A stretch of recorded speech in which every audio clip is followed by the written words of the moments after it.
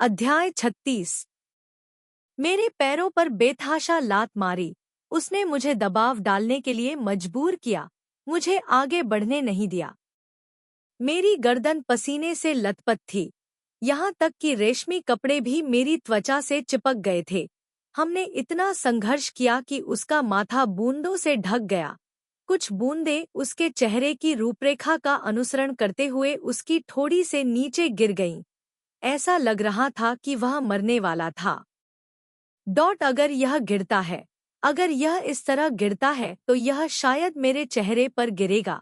मैं जल्दी से इसे टाल देता हूँ।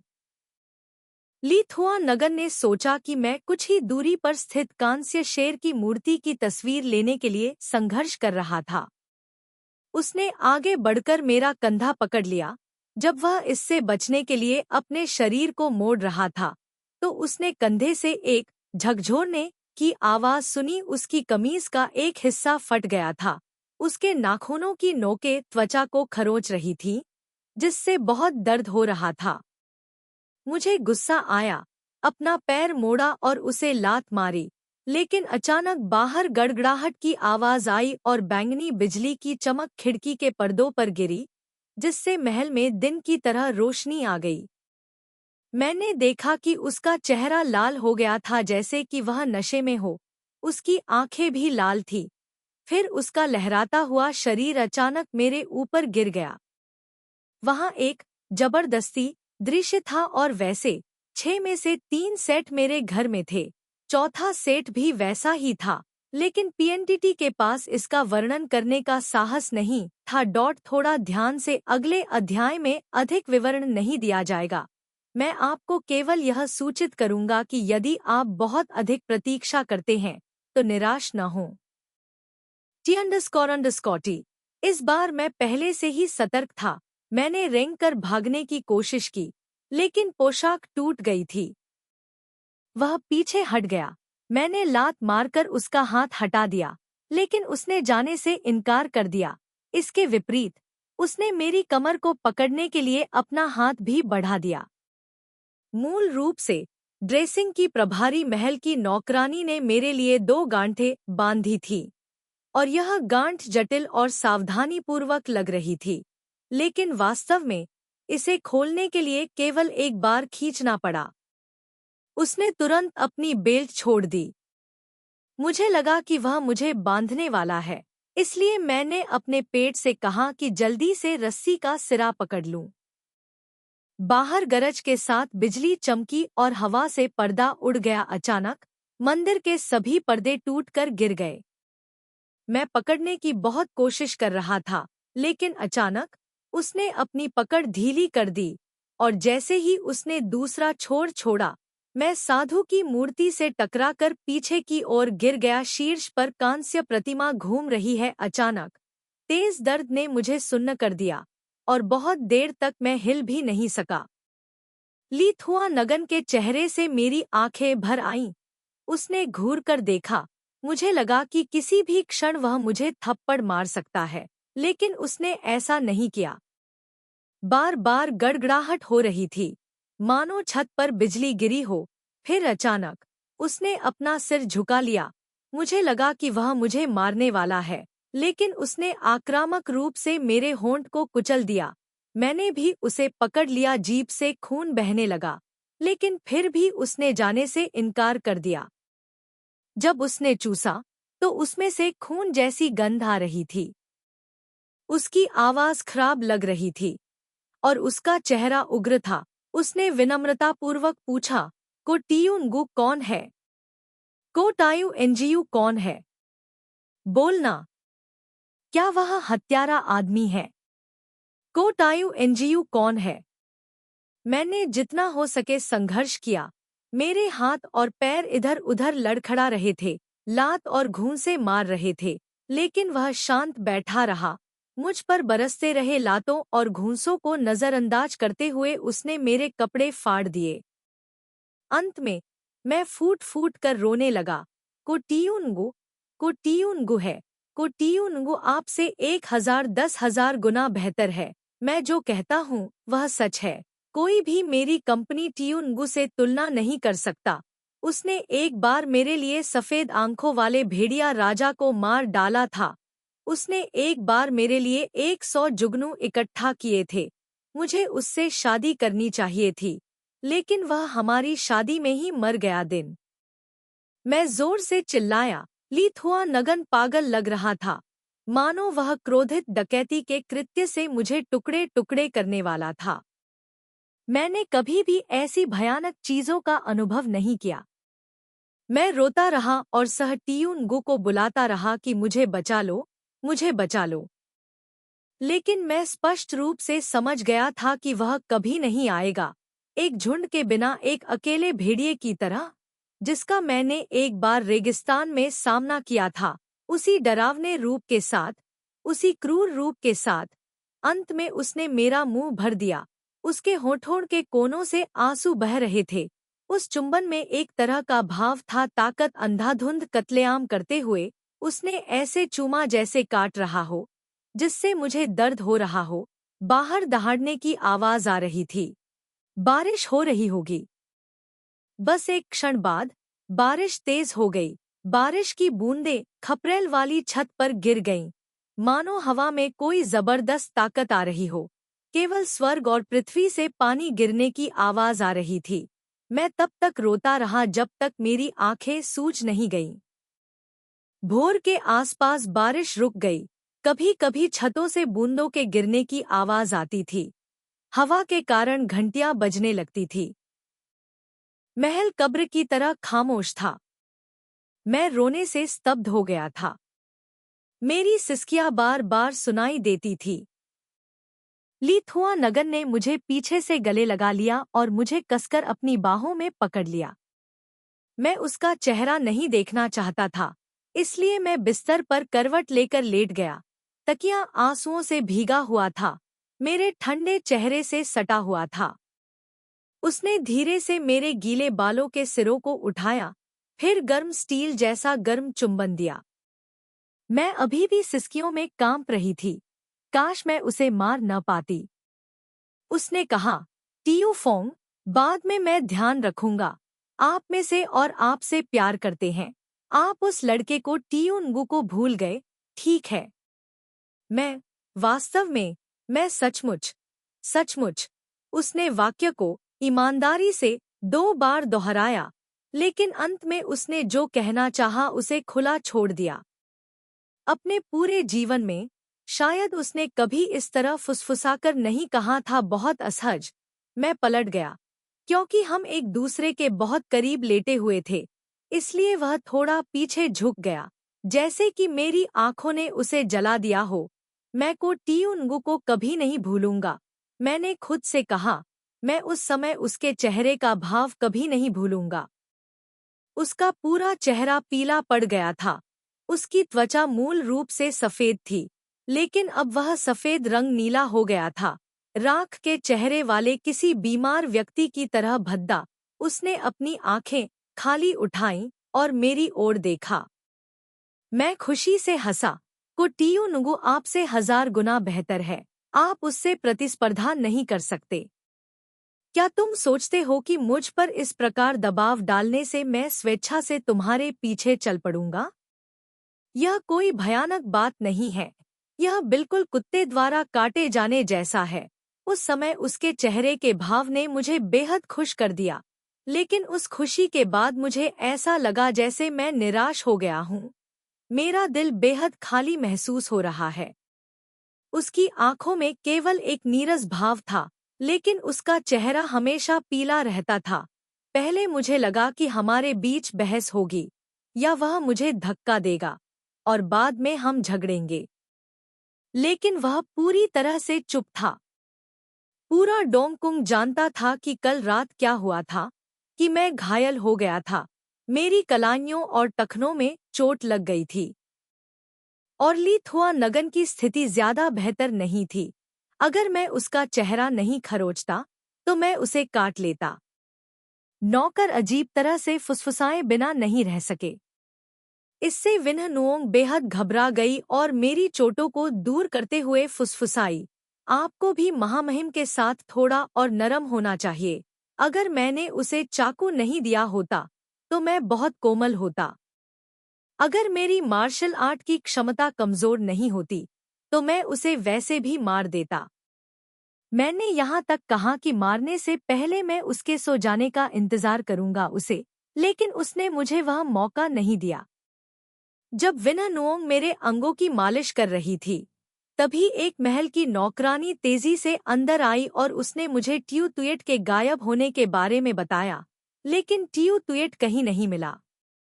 महल की नौकरानी ने तुरंत मुझे सूचना दी और उसे ढूंढने के लिए कई लोगों को बुलाया, लेकिन वह नहीं मिली। मेरे पास अब ट्यू तुएट को याद करने का साहस नहीं है। मैं बस यही सोच रहा हूँ कि अपनी माँ का बदला कैसे लूँ। अब मुझे लगता है कि ली थुआ नगन ने बहुत सारे घृणित काम किए हैं।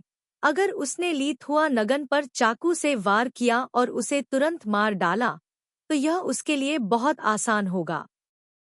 मैंने तुमसे कहा था, चाहे तुम मुझ पर कितना भी दर्द और पीड़ा क्यों न डालो, मैं इसे थोड़ा थोड़ा करके तुम्हें वापस कर दूंगा। अगले दिन डोन गो महोत्सव था, डोंग कुंग में। हम कैलमस काट रहे थे, तभी अचानक एक महल की नौकरानी आई। झील के बीच में सफेद पंखों का एक झुरमुट तैरता हुआ देखा। जब उसने उसे उठाया तो उसे पता चला कि वह डूब गया था। चाहे वह कोई भी हो या कोई भी हो, झील में था। जीवन जीवन दयनीय और दुखद है, यहाँ तक कि एक बिल्ली भी दुर्भाग्य से नहीं बच सकती। मुझे लगता है कि ली थुआ नगन को भी इसके बारे में पता था। उसने मुझे देने के लिए एक और बिल्ली लाने के लिए किसी को भेजा।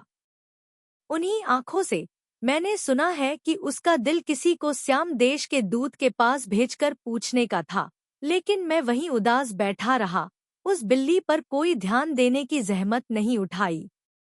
मुझे उम्मीद नहीं थी कि ट्यू तुएट की मौत बड़े तूफान लाएगी।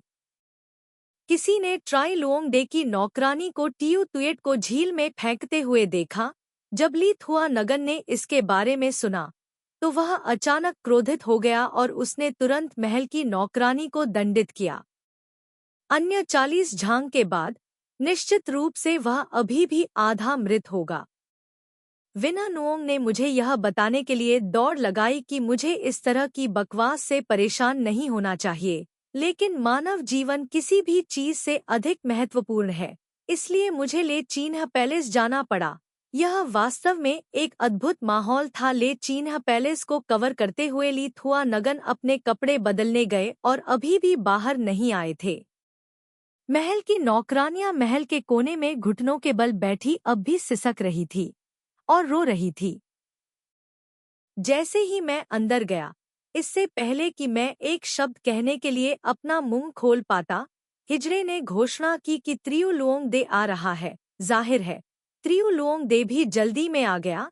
जैसे ही उसने महल में कदम रखा, भूरे रंग का दिख रहा था, दरवाजा घुटनों के बल बैठ गया और दर्द से चिल्लाने लगा, महामहिम, मेरे साथ अन्याय हुआ है। मेरे लोग हमेशा से अपना भाग्य जानते हैं, ये काम बिल्कुल न करें। मैं वास्तव में अन्यायी हूँ। शब्द आंसू बारिश की तरह गिरे। मुझे उसकी दयनीय उपस्थिति को देखकर वह अपनी आह नहीं रोक सका और ली थुआ नगन से कहा, ठीक है, इसका आपसे कोई लेना देना नहीं है। हालांकि मैं वास्तव में ट्यू तुएट से प्यार करता हूँ। मुझे नहीं लगता कि मुझे एक बिल्ली की वजह से कई लोगों को पीट पीट कर मार डालना पड़ेगा। ली थुआ नगन ने उपहास के साथ कहा, यदि आप आज एक बिल्ली को नुकसान पहुंचाते हैं, तो आप कल किसी को नुकसान पहुंचाएंगे। यह स्पष्ट था कि त्रियु लुओंग डे यह सुनकर बहुत क्रोधित हुए और उनका सिर फट गया और उनकी आंखें भर आईं। महाराज, आप मुझ पर ऐसा संदेह क्यों करते हैं? सबसे पहले मेरा इरादा उन महल की नौकरानियों से पूछने का था, लेकिन त्रियु लुओंग डे को नहीं पता था कि क्या करना है। वह चिल्लाई, यह तुम हो। यह निश्चित रूप से आप ही हैं। आपने यह जाल बिछाया है। आप बहुत जहरीले हैं। आपने तो बाओ लैम को खत्म कर दिया और अब आप मुझे भी फंसाने की कोशिश कर रहे हैं। मेरे बोलने का इंतजार किए बिना ली थुआ ने गुस्से में कहा, बकवास। ट्रियु लुओंग डे ने अपने आंसू पोंछे, फिर सीधे खड़े हुए और कहा, मैंने कुछ भी बकवास नहीं कहा। क्राउन प्रिंस फी ने मुझे शाप देने के लिए जादू किया, लेकिन तू बाओ लैम को दोषी ठहराया। तू बाओ लैम की सेवा करने वाली महल की नौकरानियों को क्राउन प्रिंस द्वारा व्यक्तिगत रूप से चुना गया था। क्राउन प्रिंस ने उन्हें तू बाओ लैम के कमरे में आड़ू की लकड़ी के ताबीज रखने का आदेश दिया। क्राउन प्रिंस ने फिर से जांच करने में सक्षम नहीं होने का फैसला किया। मेरी उपपत्नी और तू बाओ लैम के बीच विभाजन पैदा करने के लिए क्राउन प्रिंस फी का एक पत्थर से दो शिकार करने का यह जाल वास्तव में जहरीला है। महामहिम, तू बाओ लैम की मृत्यु की कहानी बहुत अजीब है। अधिक से अधिक यह केवल कुछ हद तक कमजोर शरीर के कारण हुई थी। इसे किसी और ने मार डाला होगा। मुझे इतना गुस्सा आ रहा था कि मैं कुछ भी नहीं बोल पा रहा था, इसलिए मैंने जोर से उसे डांटा। तुम झूठ बोलती हो। ट्रियो लुओंग डे ने मेरी ओर देखने के लिए अपना सिर उठाया। उसके चेहरे पर अब भी आंसुओं की धार साफ दिख रही थी। फिर भी उसकी निगाहें असामान्य रूप से शांत थीं। उसने मेरी ओर देखा। गवाहों के पास सभी सबूत हैं। कृपया क्राउन प्रिंस को बताएं कि यदि ऐसा है, ऐसा नहीं है कि आप आज फिर मुझे नुकसान पहुंचाने की कोशिश कर रहे हैं। मैं इसे आपके लिए छिपाना नहीं चाहता, लेकिन तुम इतने निर्दयी हो कि जैसे ही तुमने तू बाओ लैम को मारा, तुमने तुरंत मुझे नुकसान पहुंचाने के लिए बिल्ली को एक बहाने के रूप में इस्तेमाल किया। तुम बहुत क्रूर हो। मैंने गुस्से में कहा, यदि आपके पास कोई सबूत है तो इसे यहाँ लाए, यदि आप इसमें अच्छे हैं। अगर यह बिजली है तो यह बिजली है। ऐसा कहने के बाद त्रियु लुओंग डे ने तुरंत अपने अधीनस्थों को कुछ आदेश दिए और जल्द ही वे लोग दो महल नौकरानियों को ले गए। मैंने कभी नहीं सोचा था कि चीजें इस तरह बदल जाएंगी। तू बाओ की दो महल नौकरानियों ने कबूल किया कि यह मैं ही थी जिन्होंने उन्हें आदेश दिया था तू बाओ लैम के बिस्तर के नीचे आड़ू की लकड़ी का आकर्षण रखने के लिए।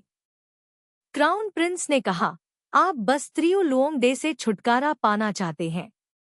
यदि आप वास्तव में त्रियु लुओंग डे को मौत का श्राप दे सकते हैं, तो आप निश्चित रूप से हमारे बाओ लाम के साथ दयालु व्यवहार करेंगे, और फिर आप बाओ लाम को स्थापित करने के लिए अपने महामहिम को सलाह देंगे। लुओंग डे एक साथ धन का आनंद ले रहे हैं। क्राउन प्रिंस ने यह भी कहा, भले ही आप खोजे जाएं, चिंता न करें, निश्चित रूप से वह बाओ लैम की रक्षा करेंगे। मैंने उन दो महल नौकरानियों को लगातार शिकायत करते सुना। मैं अचानक अंदर ठंड महसूस हुई। त्रियु लुओंग डे ने यह जाल बिछाया कितने दिन हो गए? उसने मुझे अपने जाल में फंसाने की योजना कब से बना ली थी? पहले अधिक से अधिक मुझे केवल यही लगता था कि शायद वह मुझे पसंद नहीं करती, या वह वास्तव में मुझसे नफरत करती थी। आखिरकार मैंने क्राउन प्रिंसेस के रूप में उसका पद हथिया लिया था, लेकिन अंत में यह मेरी गलती थी।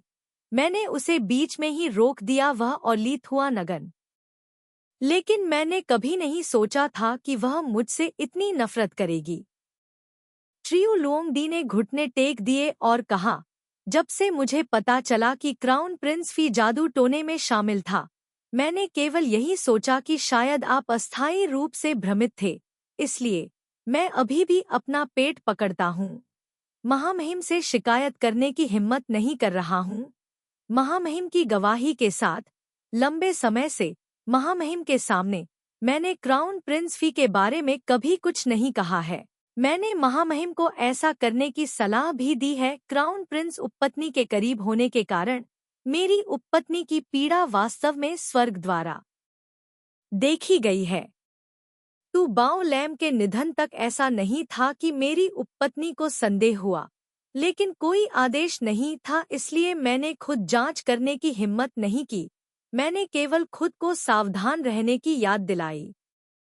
मुझे उम्मीद नहीं थी कि क्राउन प्रिंस मुझे नुकसान पहुंचाने के लिए बिल्ली का इस्तेमाल करेंगे। मैं एक बिल्ली को क्यों मारूंगा? यह वास्तव में हास्यास्पद है। क्राउन प्रिंस ने इसे महामहिम को नाराज करने के बहाने के रूप में इस्तेमाल किया होगा, जिसके कारण उन्होंने मुझे अस्वीकार कर दिया। महामहिम, कृपया मुझे न्याय करने में मदद करें। ली थुआ नगन ने फर्श पर घुटनों के बल बैठी महल की 2 नौकरानियों पर धावा बोला और एक क्षण के बाद कहा, चूंकि हम इस बिंदु पर आ गए हैं, आइए तो बाओ लाम के मामले की भी जांच करें। सीलबंद दवा अवशेष ले आएं। उसके बाद उन्होंने जांच के लिए रॉयल डॉक्टर को भी बुलाया और परिणामस्वरूप तू बाओ लैम ने जो दवा पी थी उसमें उन्हें खुबानी के बीज मिले। हालांकि इस प्रकार के खुबानी के फूल के बीज जहरीले नहीं होते हैं। तू बाओ लैम के दैनिक नुस्खे में जिनसेंग की जड़ें, तेज जिनसेंग की जड़ें और खुबानी के फूल के बीज होते हैं, जो लंबे समय में हल्के विषाक्तता पैदा करेंगे, जिससे शरीर धीरे धीरे कमजोर हो जाएगा। मौत। दवा तैयार करने वाली महल की नौकरानी ने घोषणा की कि हर बार जब शाही चिकित्सक दवा लिखना समाप्त कर देता है, तो जो व्यक्ति दवा लेने आता है उसे मेरे क्राउन प्रिंस उपपत्नी द्वारा भेजा जाता है। दवा तैयार करने की प्रभारी महल की नौकरानी औषधीय जड़ी बूटियों के बारे में नहीं जानती थी। दवा तैयार करने के बाद उसने इसे तू बाओ लैम को पीने के लिए दिया, लेकिन मेरी जल्दबाजी के कारण सैकड़ों लोगों के मुंह में जहर था। प्रकृति दवा में जहर था। हर विवरण तक यह कड़ा जाल। भले ही आप मुझे 10,000 मुंह दें, फिर भी मैं यह सब नहीं समझा पाऊंगा। मुझे इतना गुस्सा आया कि मैं जोर से हंसा। मैं ऐसा क्यों करूं? तू बाओ लैम को मारना है? क्या ऐसा हो सकता है कि सूखी लकड़ी का एक टुकड़ा आपको मौत का श्राप दे सकता है? क्या मैं इतना मूर्ख हूं कि इस जाल में फंस जाऊं? त्रियु लोंगडे ने पलटकर ली थुआ नगन से कहा, महामहिम। ली थुआ नगन अचानक हंस पड़ी। वास्तव में एक महिला का दिल दुनिया की सबसे खतरनाक चीज है। मैंने ली थुआ नगन की ओर देखा और काफी देर बाद मैंने एक वाक्य कहा, क्या आप भी उस पर विश्वास करते हैं? ली थुआ नगन ने ठंडे स्वर में कहा, मैं इस पर विश्वास क्यों नहीं करता। अचानक मुझे राहत महसूस हुई। वैसे भी मैं लंबे समय से क्राउन प्रिंस उपपत्नी की इस स्थिति से तंग आ चुका हूँ। यदि आप इससे छुटकारा पाना चाहते हैं तो बस इससे छुटकारा पाएं। इसलिए मैं ताई लुओंग के पास वापस जा सकते हैं। ली थुआ नगन ने ठंडे स्वर में कहा, ऐसा मत सोचो। अध्याय 37। पता चला कि मुझे लगा कि यह सच है। ली थुआ नगन ने मुझे आदेश देने के लिए डिच को बुलाया। मेरे अपराध स्तंभों की एक पंक्ति जितने लंबे हैं, जैसे कि मजाक करने वाला स्वभाव और नियमों का पालन न करना। किसी भी मामले में मेरे पास इस प्रकार का दयालु और गुणी होने का गुण नहीं है। अपराध का पता चला कि यह गलत नहीं है, लेकिन सबसे गंभीर अपराध 2 चीजें हैं।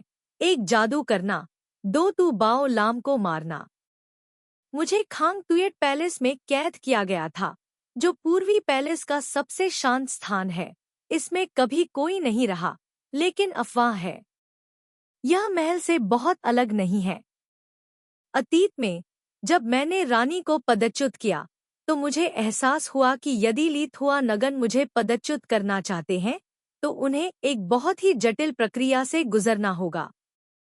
सम्राट ने पहले ट्रुंग थू तिन्हा को एक फरमान जारी किया, फिर मोनहा तिन्हा हस्ताक्षर करने के लिए सहमत हुए। सफेद दाढ़ी और दाढ़ी वाले पुराने देवताओं के समूह पर चर्चा करना आसान नहीं था। जब रानी को पदच्युत किया गया था तो ऐसे लोग थे जिन्होंने दंगा किया और फटकार लगाई, थुआ थिएन मोन की सीढ़ियों पर अपना सिर फोड़ने की धमकी दी।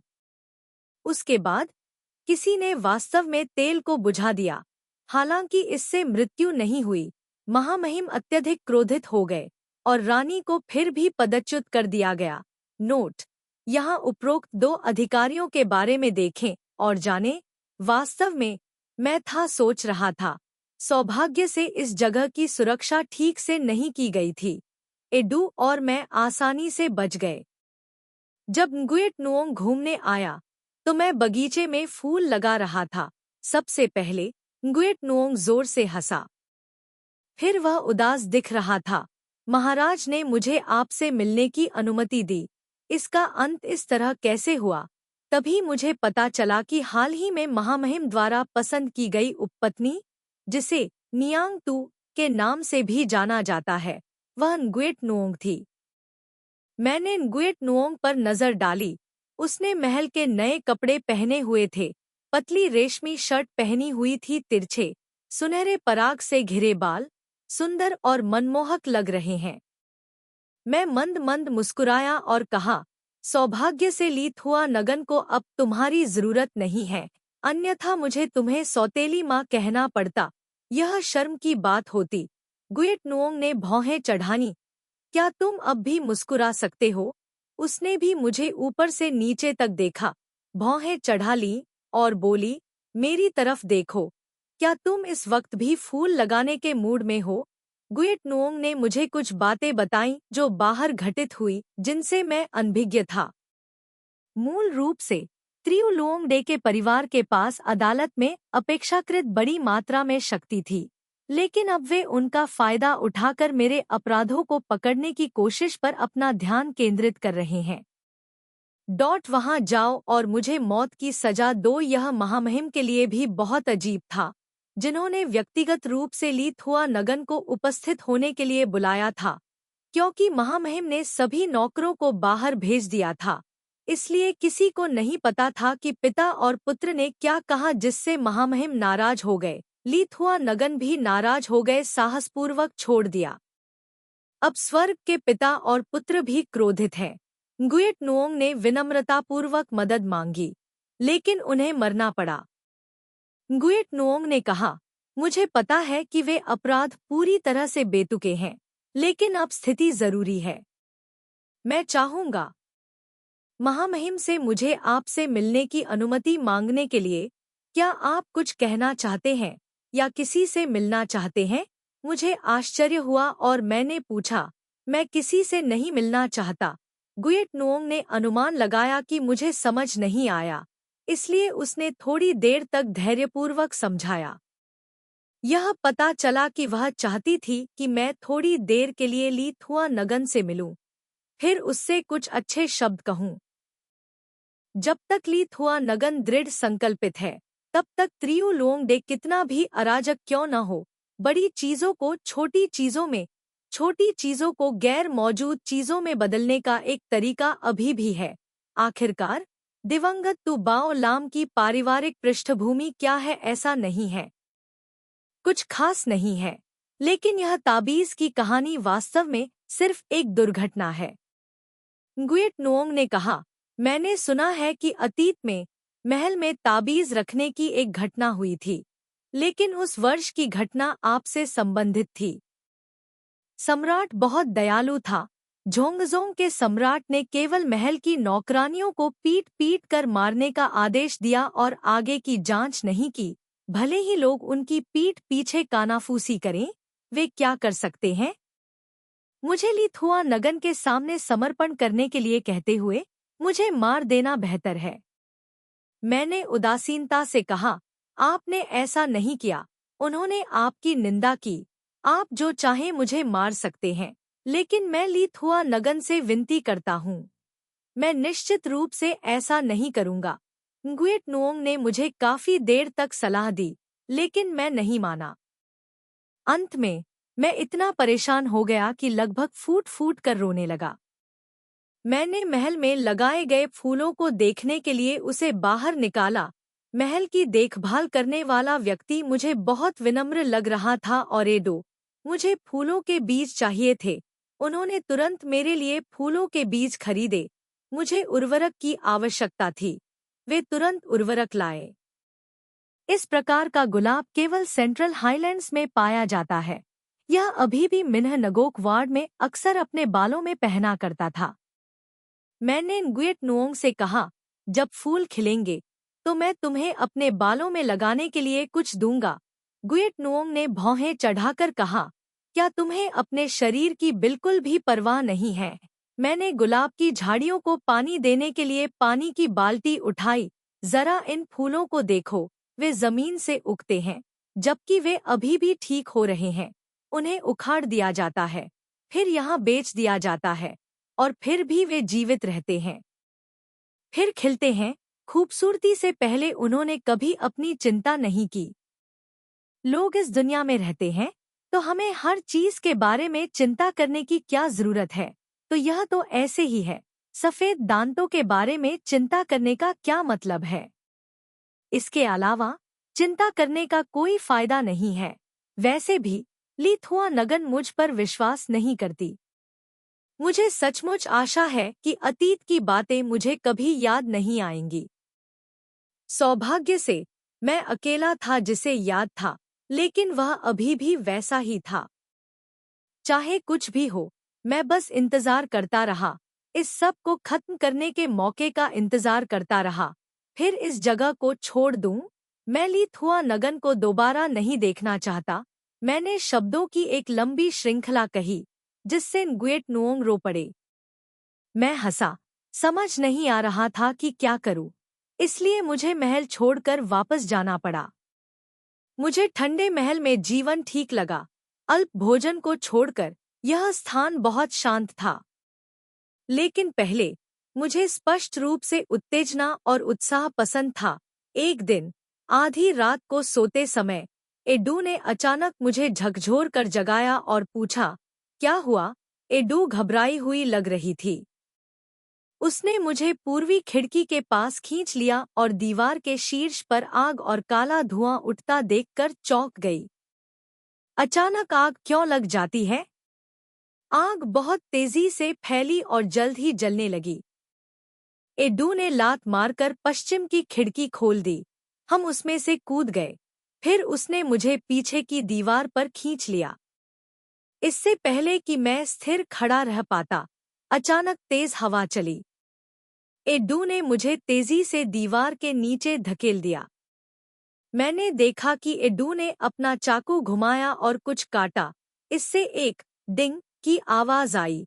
यह एक तीर निकला, स्टील के तीर। एडू नीचे झुका और जैसे ही वह मुझे पकड़ने ही वाला था, अचानक से दूसरा और तीसरा तीर चला दिया।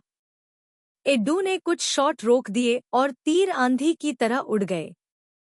टिड्डा छत, दीवार के ऊपर लगी टाइलें अंदर घुसकर नष्ट हो गईं। मैंने घूरकर देखा कि एक तीर उसकी ओर बढ़ रहा है, एडू के कंधे को छेदते हुए। खून तुरंत सभी दिशाओं में फैल गया। मैंने एडू चिल्लाया, लेकिन उसने अपने कंधे पर घाव को नजरअंदाज कर दिया। बस संघर्ष करते हुए नीचे कूद गई और मेरा हाथ पकड़ने की कोशिश की। मेरे कानों में हवा दौड़ रही थी। मुझे वह समय याद है जब हम दीवार पर चढ़े थे और तीरों की बौछार का सामना करना पड़ा था। उस समय एडू मेरा हाथ नहीं पकड़ सका था। लेकिन अब एडू और मैं दोनों जानते हैं कि बुई चिऊ इस जगह पर दिखाई नहीं दे सकते। चहचहाते तीरों की बारिश के बीच एडू ने आखिरकार मेरी बाह पकड़ ली। तलवार दीवार पर खिंच गई। आग का रंग धात्विक था। हरा ईंटें ठोस थी, लेकिन फिर भी धूल भरी थी। हम जल्दी से नीचे रेंगते रहे। एडू का दाहिना कंधा घायल हो गया था। उसके पास अपने चाकू को दीवार में घुसाने के लिए पर्याप्त ताकत नहीं थी, लेकिन हर बार तीर अधिक से अधिक आ रहे थे। मैं अस्पष्ट चिल्लाते हुए, करो, बस जाने दो, जाने दो। मान लीजिए कि हमने अभी जाने दिया, तो हम दोनों गिरकर मर जाएंगे। दीवार ऊंची है, जमीन पर पत्थर की नींव है। अगर आप गिरेंगे तो आपको कीमा मिलेगा। एडू के कंधे से खून मेरे चेहरे पर टपक रहा था। मैंने उसके हाथ से निकलने की पूरी कोशिश की। अचानक एडू लटक गया। खुद को और फेंक दिया। मैंने आगे की ओर धकेला। मेरा शरीर हवा में उछल गया। हवा पर सवार बादल की तरह उड़ने लगा। अनजाने में बेतहाशा पंजे मारने लगा। फिर अंत में दीवार के शीर्ष पर टाइल वाली छत से चिपकने में कामयाब रहा। अपने हाथों और पैरों को रेंगते हुए वह असहाय होकर देखता रहा कि एडू को कुछ और तीर लगे थे। सौभाग्य से दीवार में एक चाकू फंस गया था, इसलिए गिरने की गति कुछ हद तक कम हो गई। मेरा हाथ अब उसे पकड़ नहीं सका, और जैसे ही मैंने उसे छोड़ा, वह टाइल के फर्श पर गिर गया।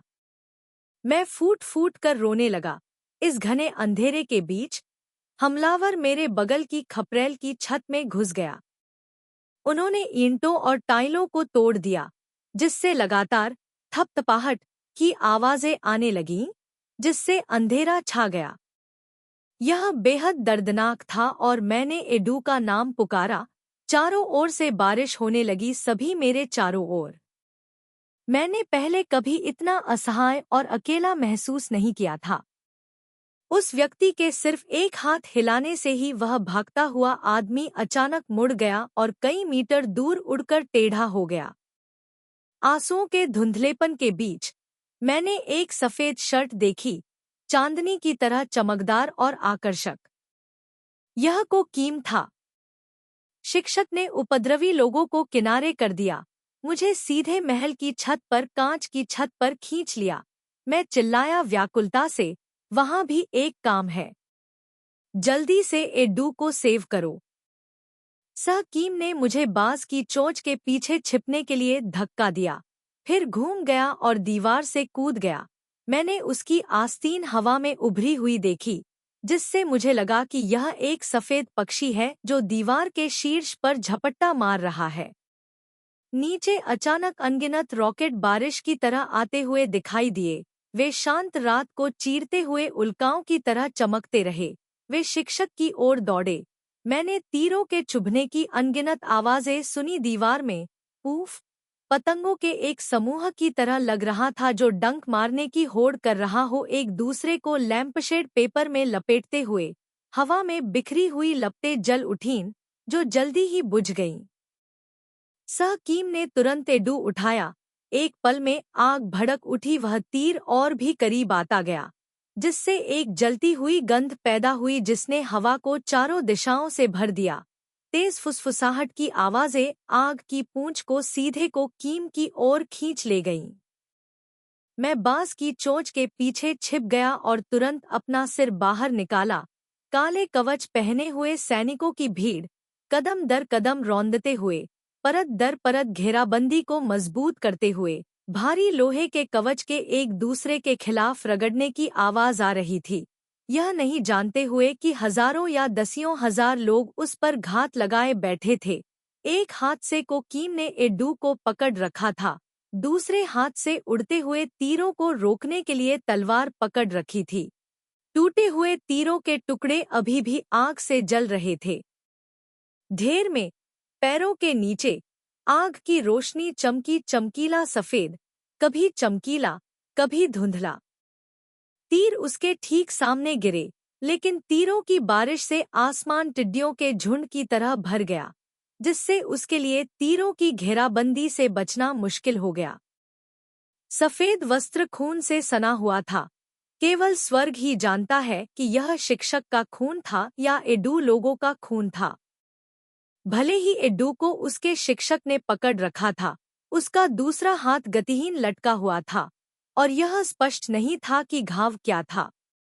इस दर पर शिक्षक और एडू को तीर से मार दिया जाएगा। मेरा पेट खराब हो गया था, लेकिन अंत में मुझे नहीं पता था कि वे घात लगाने वाले कौन थे।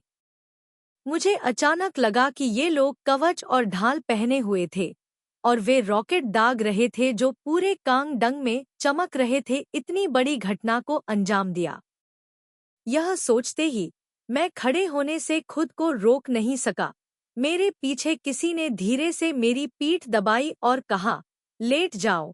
मैंने देखने के लिए अपना सिर घुमाया। यह बुई चिऊ निकला, और उसके पीछे हल्के कवच पहने वो लैम सैनिकों का एक समूह था। वे चुपचाप टाइल वाली छत पर झुक गए। उनके हाथों में क्रॉसबो थे, नीचे की लड़ाई पर निशाना लगा रहे थे। ये लोग फायदा उठा रहे थे, भले ही कोकीम घेरने में सक्षम हो। वे सभी एक साथ अपने धनुष उठाएंगे और शिक्षक को तीरों की लड़ाई में डाल दिया। मैं घबरा गया और बुई चिऊ से कहा, जल्दी से उन्हें रुकने के लिए कहो। बुई चिऊ ने धीरे से उत्तर दिया, महामहिम युवराज, महामहिम युवराज के पास हत्यारों को नष्ट करने के आदेश हैं। कृपया मुझे माफ कर दीजिए कि मैं आपकी इच्छाओं का पालन नहीं कर सका। मैंने उसका कंधा पकड़ लिया। वह व्यक्ति हत्यारा नहीं है। इसके अलावा आप अभी भी एडू की रक्षा कर रहे हैं और एडू हत्यारा नहीं है। जल्दी से उन्हें रुकने के लिए कहो। बुईचू भ्रमित लग रही थी। फिर उसने धीरे से मेरी उंगलियां हटा दी जो मुझे कसकर पकड़ रही थी। मैंने पागलों की तरह उसे डांटा। भले ही को कीम ने आपकी महिमा की हत्या कर दी हो, लेकिन उसने आपके बालों का एक कतरा भी नहीं गिराया होगा। इसके अलावा यदि आपको कीम को गिरफ्तार करना चाहते हैं तो आगे बढ़ें और उसे गिरफ्तार करें, लेकिन एडू निर्दोष है, इसलिए जल्दी से अपने लोगों को रुकने के लिए कहें। बुईच्यू की आवाज गहरी थी। महामहिम का आदेश है, एक बार जब हत्यारा सामने आ जाए, चाहे कुछ भी हो, आपको उसे गोली मार देनी चाहिए, उसे भागने मत देना। कृपया युवराज को क्षमा करें, मैं आपकी इच्छाएं नहीं सुन सकता। मैं क्रोधित हो गया और बोला, मेरे बारे में क्या? यदि को कीम मुझे अपने हाथों में पकड़ रहा होता तो क्या आप भी तीर चलाकर मुझे और शिक्षक दोनों को मार डालते? बुईच्यू ने अंधेरी आंखों से मेरी ओर देखा। दूर की गड़गड़ाहट की आग उसकी आंखों में आग के फूलों के छोटे छोटे गुच्छों को प्रज्वलित करती हुई प्रतीत हुई। फिर पलक झपकते ही वह बुझ गई। मैंने कहा, जल्दी से उन्हें रुकने के लिए कहो, नहीं तो मैं भी उनके साथ कूदकर मर जाऊंगा। बुईच्यू ने अचानक अपना हाथ उठाया और कहा, मुझे असभ्य होने के लिए क्षमा करें। मुझे केवल अपने एक्यूपंक्चर बिंदु में झुनझुनी महसूस हुई। फिर मेरे पैर कमजोर हो गए और मैं वहीं बैठ गया। मेरे अंग अकड़ गए और हिलने डुलने में असमर्थ हो गए। उसने एक्यूपंक्चर बिंदुओं पर इशारा करने का साहस किया, जिससे मेरा पूरा शरीर सुन्न हो गया। मैंने शाप दिया और शाप दिया, लेकिन उसने इसे नजरअंदाज कर दिया, बस घूम गया और चिल्लाया, तैयार हो जाओ। महल की छत पर 3000 सैनिक अचानक खड़े हो गए। वे आधे बैठे हुए थे और आधे घुटनों के बल खड़े थे। उनके हाथ धनुष की प्रत्यंचा खींच रहे थे। तीर सीधे नीचे आग में घिरे 2 लोगों की ओर इशारा कर रहे थे। आंखें चिल्लाना जानती हैं, बुईच्यू। अगर तुमने आज गोली चलाने की हिम्मत की तो मैं तुम्हें जरूर मार डालूंगा। बुईच्यू ने मेरी बातों को पूरी तरह से नजरअंदाज कर दिया। वह पीछे मुड़ा और चिल्लाया, गोली मारो। मैंने हवा में अराजक फुसफुसाहटें सुनी। कई तीर ऊपर की ओर उड़े और आग के घेरे के बीच में खड़े व्यक्ति पर सीधे वार करने लगे। सहकीम भागने की कोशिश में ऊपर उड़ गया, लेकिन तीरों की भारी बारिश ने उसे रोक दिया। मेरी आंखें आंसुओं से धुंधली हो गई थी। मैं केवल आकाश और पृथ्वी को कवर करते हुए तीर की बौछार देख सकता था। सहकीम ने अचानक अपना हाथ लहराया और एडू को जमीन पर गिरा दिया। वह पहले खुद से बचना चाहता होगा, लेकिन तीर एक के बाद एक नाक के पास और करीब उड़ते गए, एक भी जगह नहीं छोड़ते। कोकीम और एडू के छायाचित्र पूरी तरह से अस्पष्ट हो गए। मैं पागल हो गया और पानी की तरह डांटने लगा, लेकिन बुईच्यू ने जैसे आंखें मूंद ली। मैं फूट फूट कर रोने लगा। मैं पहले कभी इतनी दयनीय स्थिति में नहीं रोया था। मैंने उससे रुकने के लिए विनती भी की, लेकिन बुईच्यू ने कोई ध्यान नहीं दिया। मुझे नहीं पता कि इसमें लंबा समय लगा या नहीं, लेकिन अंत में बुईच्यू चिल्लाया, रुक गया। उस पल मेरी आंखें और नाक धुंधली हो गई। मैं नीचे एक छोटे से पहाड़ में ढेर हुए तीर देख सकता था। मैं किसी व्यक्ति की छाया भी नहीं देख सका। भारी ढाल और कवच पहने हुए वो लैम भेड़ियों की पंक्ति अपने सिर पर खड़े होकर एक कदम पीछे हट गई। आसपास के सैनिकों की दूसरी पंक्ति को प्रकट करते हुए अपने हाथों में भाले के साथ उन्होंने दूसरे आदमी के साथ पहाड़ी टीले की तलाशी ली। फिर एक साथ चिल्लाया, हमने तीरों को तितर बितर करने के लिए एक साथ काम किया। मैंने देखा कि कोकिम की सफेद शर्ट खून से लथपथ थी, लगभग लाल वस्त्र में बदल रही थी। मैंने अपना मुंह खोला लेकिन चिल्ला नहीं सका। आंसू गालों पर बह रहे थे मुंह में। कड़वा, मैं एक कुतिया हूँ। मेरा एडू। मेरा एडू पिछले 3 वर्षों से हमेशा एक साथ खड़ा रहा है। भले ही हम अपने देश और अपने परिवार से नफरत करते हैं, फिर भी हमने भुगतान नहीं किया है, लेकिन हजारों मील तक मेरा पीछा किया है। यहाँ आओ। मेरे एडू ने हमेशा हमारी रक्षा की है, लेकिन मैं इसकी मदद नहीं कर सका और मैंने अपनी आंखें खुली रखीं और उसे एक तीर से मरते हुए देखा। यह स्पष्ट नहीं है महल के सामने उसने अभी अभी उपरोक्त एक्यूपंक्चर बिंदु छोड़ा था। मैंने तलवार पकड़ ली और उसे सीधा कर दिया उसके चेहरे पर। उसने मेरी ओर देखा और फिर कहा, युवराज, यदि आप मारना चाहते हैं तो कृपया मार डालें। राजा के आदेशों का विरोध करना कठिन है और सेनापति उसका पालन किए बिना नहीं रह सकता। मैं लड़खड़ाया और एड्डू की ओर भागा। सैनिक बीच में खड़े थे, मुझे जाने नहीं दे रहे थे। मैंने बुई चिऊ की ओर देखा, उसने अपना हाथ लहराया और फिर वो लैम लैंग के समूह ने मेरे शरीर और चेहरे पर एक छेद कर दिया। एडू ताजा खून से सना हुआ था। मैं रोया, उसके चेहरे पर आंसू बह रहे थे। एडू का शरीर अभी भी गर्म था। मैं बस यह जानना चाहता था कि कहाँ कोई चोट या पानी बचा है। मेरे शरीर पर बिल्कुल भी तीर नहीं थे, बस मेरी जांघ के नीचे कुछ वार हुए थे। मैं रोई और एडू का नाम पुकारा, फिर उसकी पलकें थोड़ी हिल गईं। मैं आधा खुश था, आधा आश्चर्यचकित था, बिना रुके एका नाम पुकार रहा था। आखिरकार एडू ने अपनी आंखें खोलीं, हालांकि वह अभी तक बोल नहीं सकी थी। फिर मैंने जबरदस्ती अपने बगल में लेटी को कीम की ओर इशारा किया। मुझे कुछ समझ नहीं आया, लेकिन उसकी नज़र को कीम की ओर पड़ी। फिर उसने मेरी शर्ट का किनारा कस कर पकड़ लिया। आप चाहते हैं कि मैं वहां जाकर देखूं? मैंने अनुमान लगाया। उसने थोड़ा सिर हिलाया। अध्याय 38।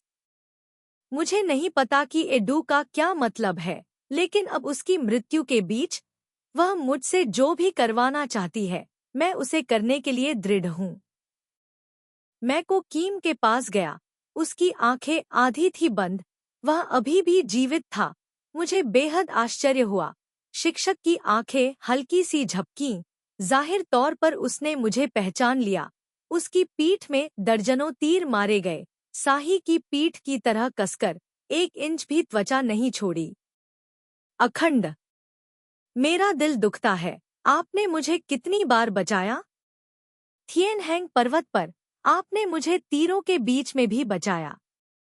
मैंने घुटने टेक दिए और शिक्षक का नाम पुकारा। मुझे नहीं पता था कि ली थुआ नगन ने यह घात जाल बिछाया था, कि मुझे शिक्षक में फंसाया गया था। एक बहुत ही विरोधाभासी बात है, वह है तू थियू किन्ह श्रृंखला में था ना। मुझे कोई भी पुरुष सहायक पात्र पसंद नहीं है, भले ही वे महान हैं और उनके पास दोष देने के लिए कुछ भी नहीं है, लेकिन अन्य कहानियों की एक श्रृंखला में मैं सिर्फ पुरुष सहायक पात्रों के कारण मरना चाहता हूँ। मैं तुम्हें मरते दम तक प्यार करता हूँ। कोकीम, टीयू क्वांग, टीयू सोन, चीटिन, थानहडू। शिक्षक के होठों का कोना हिल गया। मैं करीब आ गया। बुई चियू आगे बढ़ी, मुझे रोकने की कोशिश की। रात, कृपया सावधान रहें कि हत्यारे कोई चाल न चलें। मैंने गुस्से में कहा, आप पहले ही इस बिंदु पर पहुंच चुके हैं, क्या आप अब भी किसी पर हमला कर सकते हैं? मैंने अपना कान को कीम के होठों के पास रखा और शिक्षक को फुसफुसाते हुए सुना, एडू, यह कैसा है? मैंने कभी उम्मीद नहीं की थी कि वह एडू से पूछेगा। मैंने कहा, यह ठीक है, बस घायल हो गया। शिक्षक के होठों का कोना ऊपर की ओर झुका हुआ था, मानो मुस्कुरा रहा हो। उसकी पूरी पीठ सैकड़ों घावों से ढकी हुई थी, जबकि एडू को केवल उसकी जांघ पर चोट लगी थी। अन्य स्थान पूरी तरह से सुरक्षित थे।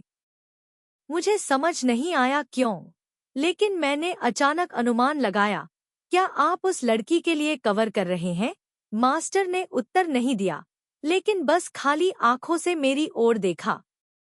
अचानक मुझे भ्रम हुआ। उसे भाग जाना चाहिए था, लेकिन उसने एड्डू को बचा लिया। स्पष्ट रूप से उसने एड्डू को निराश कर दिया। जब तक मैं एड्डू को पीछे छोड़ देता हूँ, मुझे नहीं पता कि मैं अपने शरीर से बच सकता हूँ या नहीं, लेकिन मैं अभी भी इसे सहन नहीं कर सकता। लेकिन एड्डू को बचाने के लिए मैं अपनी जान जोखिम में डालता हूँ। आपने एड्डू को क्यों बचाया? जाहिर तौर पर मुझे जवाब पता था, लेकिन फिर भी मैंने पूछने की कोशिश की, आपने एड्डू को क्यों बचाया? वह लड़की। अगर वह लड़की, शिक्षक की आवाज बहुत धीमी थी, जैसे कि वह बह जाएगी किसी भी क्षण। हवा से दूर चलो, मुझे करीब जाना है। बस शिक्षक की फुसफुसाहट सुनने के लिए पर्याप्त है। तुम्हारा बहुत दिल टूट जाएगा। मेरा दिल दुख गया, लेकिन शिक्षक अभी भी मुस्कुरा रहा था। मैं नहीं कर सकता, नहीं कर सकता। तुम्हारा दिल टूट जाए। मैंने कहा, तुम इतने मूर्ख क्यों हो? मैं तुम्हें पसंद नहीं करता। तुम इतने मूर्ख क्यों हो? शिक्षक ने मेरी ओर देखा। यह मैं हूँ। यह है मेरी गलती। मैंने उन आंखों में बहुत सारा पछतावा पढ़ा, लेकिन मैं इसे अब और सहन नहीं कर सकता। यह स्पष्ट है कि मैं जीवित नहीं रह पाऊंगा फिर। आखिरकार मेरी आंखों में आंसू आ गए। शिक्षक। उसकी आंखें तारों भरे आकाश की ओर उठीं, उसकी सांसें तेज हो गईं। क्यों? वह दिन उतना ही उज्जवल था जितना आज। वह रेत के टीले पर बैठ गई। गाओ, गीत गाओ, लोमड़ी। शिक्षक ने टूटे फूटे वाक्यों में कहा, वाक्य बनाने में असमर्थ।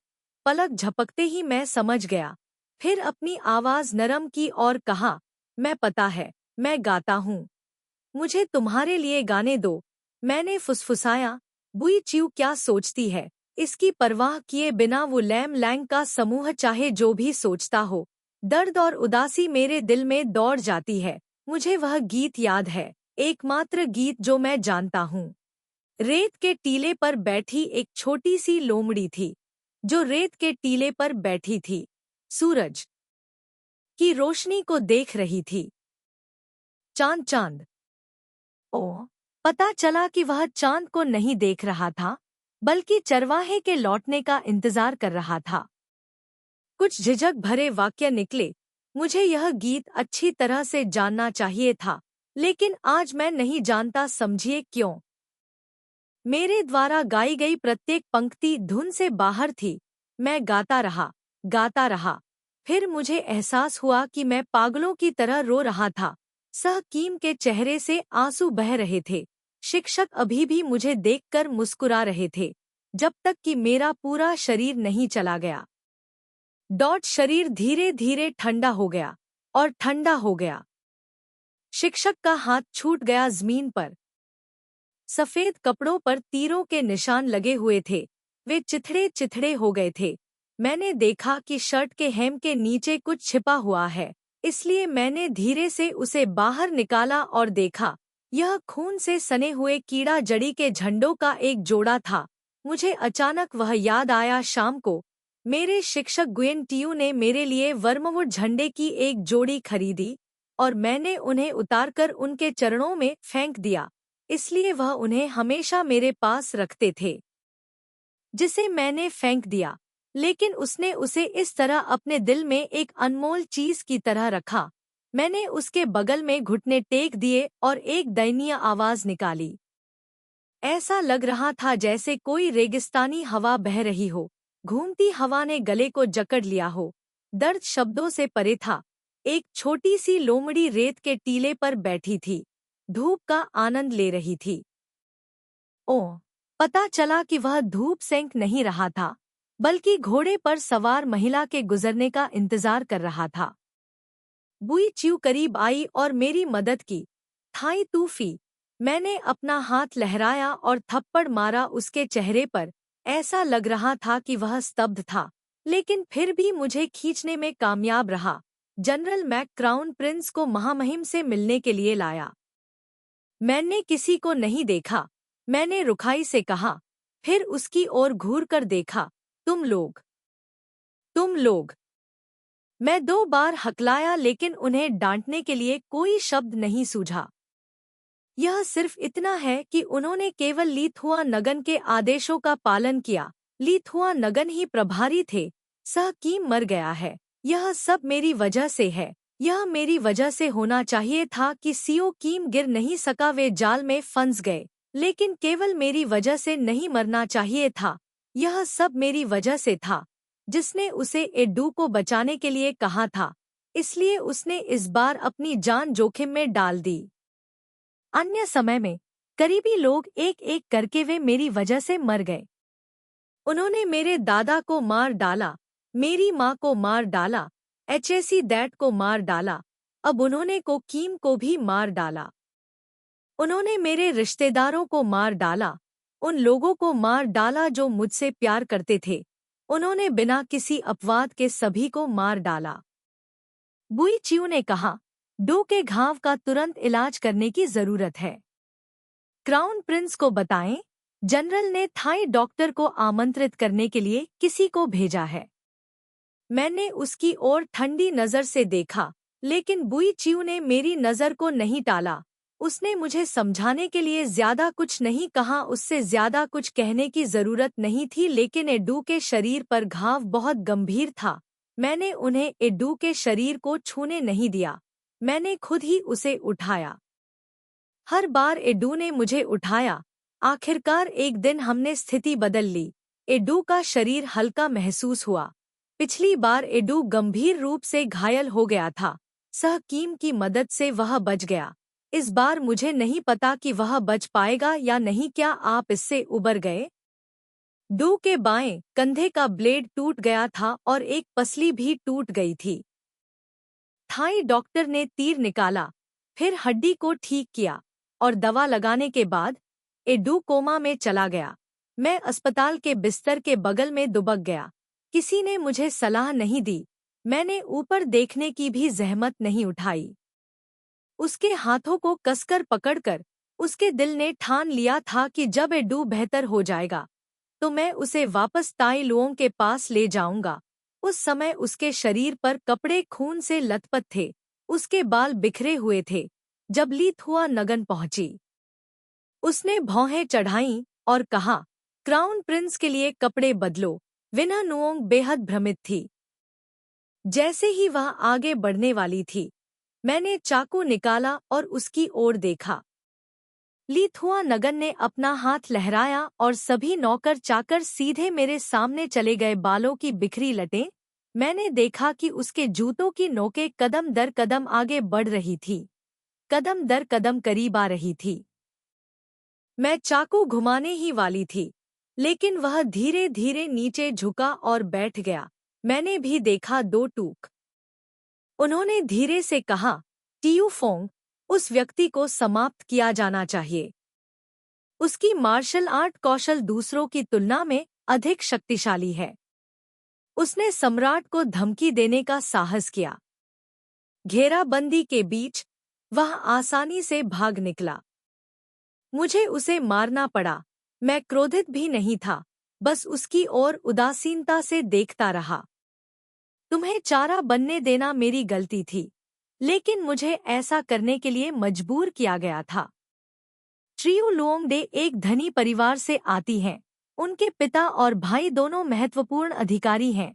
हमें उन्हें खत्म करने के लिए एक वैध कारण की आवश्यकता है। त्रियू परिवार और जनरल काओ ने एक साथ मिलीभगत की। सम्राट काओ परिवार के गुट को खत्म करने का कारण यह था कि वह ट्रान परिवार के मामले और ट्रान थी के पुराने मामले की फिर से जांच करने के लिए दृढ़ थे।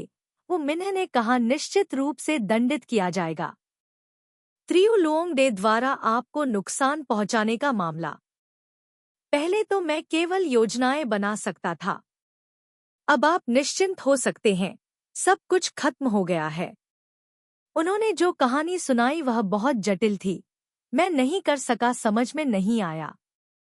उन्होंने और भी कई कहानियां और हिस्से बताए, ज्यादातर अदालत में राजनीतिक स्थिति से संबंधित है। 10 साल पहले गुएट नुओंग के परिवार द्वारा किए गए अन्याय के कारण हर चीज की जांच की गई है।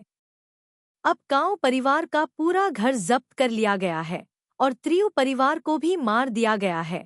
त्रियु लोमड़ी ने बाव को जहर देकर मार डाला है। लैम, जिसने मुझे नुकसान पहुंचाने की कोशिश की थी, अब पूरी तरह से बेनकाब हो गई है। उसे पूर्वी महल से निष्कासित कर दिया गया, शर्मिंदा किया गया और उसने आत्महत्या कर ली। अतीत में काओ परिवार रानी की शक्ति पर भरोसा करता था और फिर रानी को पदच्युत कर दिया गया था। भीड़ फिर से नकारात्मक है। महारानी के पद के लिए प्रतिस्पर्धा करने के लिए काओ क्यूफी को लाने की साजिश रची जा रही है। इसके अलावा त्रियु परिवार और भी अधिक षड्यंत्रकारी था। त्रियु परिवार ने एक बार रानी को उसकी जैविक मां को नुकसान पहुंचाने की योजना बनाने में मदद की थी। हरम हमेशा झगड़ों और साजिशों से भरा रहता था। उसने अपनी मां का बदला लिया था। 20 साल पहले की घटना में शामिल सभी लोगों को वह जांच के लिए बाहर लाया था। यह उसके लिए अब तक का सबसे अच्छा काम था। उसका जीवन शायद यह। काओते ने क्या सोचा, ट्रियो परिवार ने क्या किया, कोकीम ने क्या किया, यहाँ तक कि न्गुयेट नोंग ने भी, मैं समझा नहीं सकता। खासकर ट्राइयो लोंग डे के बारे में बात करते समय उसका लहजा उदासीन था, जैसे वह किसी चींटी के बारे में बात कर रहा हो। बस कुचलकर मार डाला गया।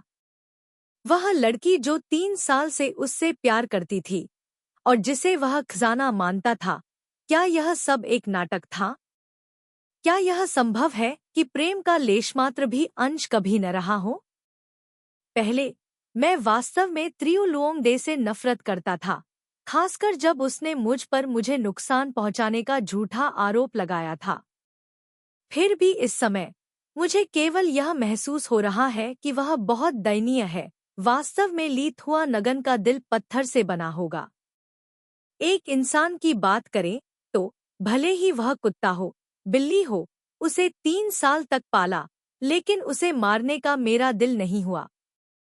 मैंने सोचा था कि 3 साल में जिंदगी बदल जाएगी, लेकिन एकमात्र व्यक्ति जिसने ऐसा किया है जो नहीं बदला है, परिवर्तन वही है। चाहे वह भूलने की बीमारी में जीने के लिए कभी नीचे कूदा हो या नहीं, चाहे वह कभी भी सब कुछ भूल गया हो या नहीं, वह अपनी शक्ति, अपनी योजनाओं को कभी नहीं भूलेगा। उसने कभी भी उन चीजों का फायदा उठाने में संकोच नहीं किया। उसके आसपास के लोग सिर्फ अपने लक्ष्यों को प्राप्त करने के लिए। फिर उसने आगे बढ़कर मेरे चेहरे पर हाथ फेरने की कोशिश की। मुझे घृणा महसूस हुई और मैंने कहा, चले जाओ। ली थुआ नगन ने कहा। उन्होंने उसे चोट नहीं पहुंचाई। वे सभी वो लैम लैंग के महान तीरंदाज थे जिन्हें बुई चिऊ ने व्यक्तिगत रूप से आग्रह किया था। वे तीर चलाए गए थे और केवल उसके आसपास गिरे थे। बिल्कुल कोई तीर उसे नहीं मार सकता था। मुझे भी उसे जोखिम में नहीं डालना चाहिए था। असल में मुझे बहुत पछतावा हो रहा है। एडू के बारे में क्या? मैंने उसकी ओर उदासीनता से देखा। क्या होगा अगर एडू को कीम के साथ मर जाए? वह फिर से स्तब्ध हो गया, फिर कहा, टियू फोंग, एडू सिर्फ एक गुलाम है। मैंने उसके चेहरे पर थप्पड़ मारा और उसने चकमा न देते हुए, मैं गुस्से से कांप उठा। उस लड़की ने मेरी रक्षा के लिए अपनी जान का इस्तेमाल किया। उसने ताई लुओंग से लेकर यहाँ तक हजारों मील तक मेरा पीछा किया। आपकी नज़र में डू सिर्फ एक गुलाम है, लेकिन मेरे दिल में वह लड़की बहन जैसी है, मांस और रक्त। मुझे को कीम याद है। मुझे याद है कि उसने एडू को बचाने के लिए अपने जीवन का बलिदान दिया था। उसने मुझसे कहा था कि वह मुझे फिर से दुखी नहीं करना चाहता था। यहाँ तक कि कोकीम ने भी समझा, अगर एडू चला गया तो मैं टूट कर मर जाऊंगा। ली थुआ नगन ने आगे बढ़कर मुझे गले लगाया। उसने कहा, टियू फोंग, मैं तुम्हें पसंद करता हूँ। जिस दिन मैं बीमार था, मैंने उसका हाथ पकड़ने की कोशिश की। भले ही वह सुन्न हो गया था, लेकिन उसने फिर भी नहीं छोड़ा। उस समय मैंने मन में सोचा, दुनिया में इतनी बेवकूफ लड़की क्यों है, लेकिन मैंने नहीं छोड़ा। मुझे उम्मीद नहीं है कि मुझे उस बेवकूफ लड़की से प्यार हो जाएगा। जब उसे हत्यारे ले गए तो मैं इतना अधीर हो गया कि मैं पागल हो गया। उस समय मैंने खुद से पूछा, अगर मैं उसे नहीं बचा सका तो क्या करूंगा। मैं पहले कभी नहीं डरा था। और फिर भी जब वह लौटी तो उसने कहा कि वह को टियुनगु को पसंद करती है। मुझे पता था कि को टियुनगु को ईर्ष्या ने लगभग पागल कर दिया था। हाँ, मैं उसे माफ नहीं करना चाहता, क्योंकि वह न केवल हत्यारा है बल्कि को टियुनगु भी है। अब को टियुनगु मर गया है, यह मेरी गलती है। मुझे उसे नहीं मारना चाहिए था। लेकिन टियू फोंग, मैं बस असहाय हूँ। अब से कोई भी तुम्हें दोबारा नुकसान पहुंचाने की हिम्मत नहीं करेगा। मैं तुमसे वादा करता हूँ। तुम बस एक बार मुझ पर भरोसा करो। ठीक है। मेरे आंसू मेरे हाथ के पिछले हिस्से पर गिरे। मुझे इस तरह रोना क्यों पसंद है? 3 साल पहले मैं भूलने की बीमारी में रहने के लिए नीचे कूद गया। मेरा दिल इस उम्मीद से भर गया कि मैं इस व्यक्ति को हमेशा के लिए भूल जाऊंगा। अंत में मैं वास्तव में उसे भूल गई। मुझे केवल लीथुआ नगन से शादी करने के बाद की कहानियां याद हैं। उस समय वह सुंदर और सुंदर था। वह सौम्य और विनम्र था। वह हवा में मोती की तरह था। उस समय मुझे पूरे दिल से उम्मीद थी कि वह मुझे पसंद करेगा। भले ही कभी-कभी वह मुझे देखकर मुस्कुराता था और भावुक शब्द कहता था, लेकिन वे सभी चीजें वैसी नहीं थी जैसी मैं चाहता था। उसकी बाहों से रेंगते हुए निकला, आपको टियुनगु नहीं है। को टियुनगु की बहुत समय पहले मृत्यु हो गई थी। उसने हैरानी से मेरी ओर देखा और बहुत देर तक कहा, मैंने पहले ही अपनी गलतियां स्वीकार कर ली हैं। तुम अब भी क्या करना चाहते हो? मैं थका हुआ महसूस कर रहा था। मेरे पास वास्तव में कहने के लिए और कुछ नहीं था। इसलिए मैंने खंभे के खिलाफ अपना सिर झुकाया। तो आप ट्रियो लुओंग डे को उस तरह पसंद करते हैं, सिर्फ उसकी वजह से आप हर दिन मुझसे बहस करते हैं।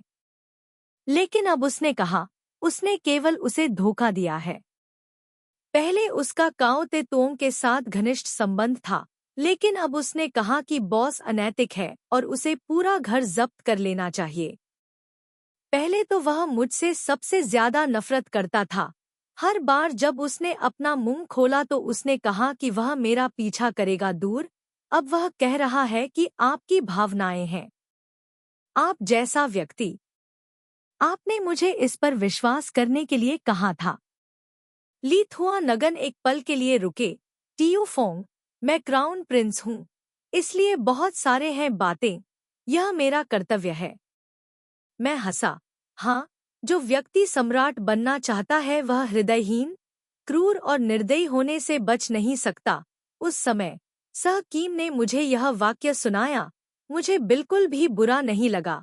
अब मैं अंततः समझ गया हूँ कि जब कोई व्यक्ति धीरे धीरे सिंहासन की ओर बढ़ रहा होता है तो वह कई करीबी भावनाओं को त्याग देता है। एडू और आई के बीच की भावनाओं को वह नहीं समझ सकता, क्योंकि ऐसी कोई बात नहीं है। उसने किस पर भरोसा किया है? उसने किसके प्रति समर्पण किया है? मैंने पूछा, अगर एक दिन मैं आपके सिंहासन, आपके देश, आपके समाज के लिए खतरा बन जाऊं, तो क्या आप मुझे भी मार डालेंगे? फिर भी लीथुआ नगन ने कहा, टियू फोंग, इंपीरियल पैलेस की तुलना में पूर्वी पैलेस सबसे खतरनाक जगह है। क्राउन प्रिंस बनना एक सम्राट होने से भी अधिक कठिन है। मेरा रास्ता कठिनाइयों से भरा है, आप नहीं, पता नहीं। मैंने उसे टोकते हुए कहा, क्या तुम ऐसा करोगे, है ना? एक दिन तुम मुझे भी मार डालोगे। उसने मेरे चेहरे को दर्द से देखा और अंत में कहा, मैं ऐसा नहीं हूँ। मैं मुस्कुराया और धीरे से कहा, आप ऐसे ही होंगे। फिर भी स्पष्ट रूप से बोलते हुए, क्या आप जानते हैं, फॉगेट रिवर नामक एक जगह है। उसने मुझे एकटक देखा। नदी के पानी को भूल जाओ, प्यार को भूल जाओ। मैं धीरे से घूमा। मेरे मुंह से एक परिचित लोकगीत गुनगुना रहा था। वहां रेत के टीले पर एक छोटी सी लोमड़ी बैठी थी, जो धूप का आनंद ले रही थी।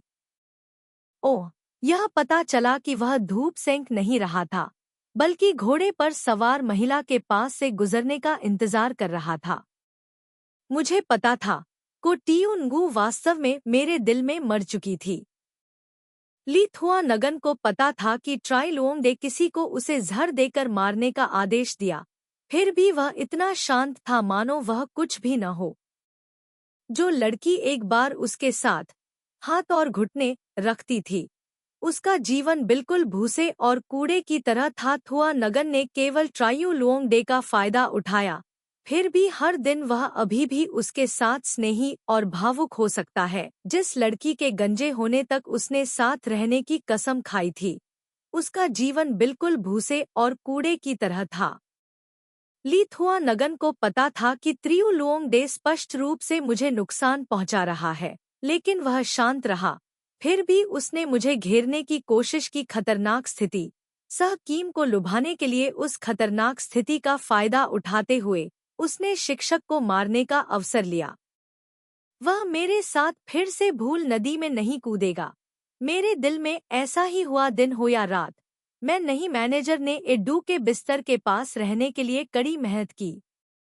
जब उसका घाव खराब हो गया और उसे बुखार हो गया, तो मुझे पिछली बार को कीम की याद आई, लेकिन इस बार कोई और नहीं था। जब एडू का बुखार अपने चरम पर था, मैं भी बीमार पड़ गया। उस दिन भारी बारिश हो रही थी।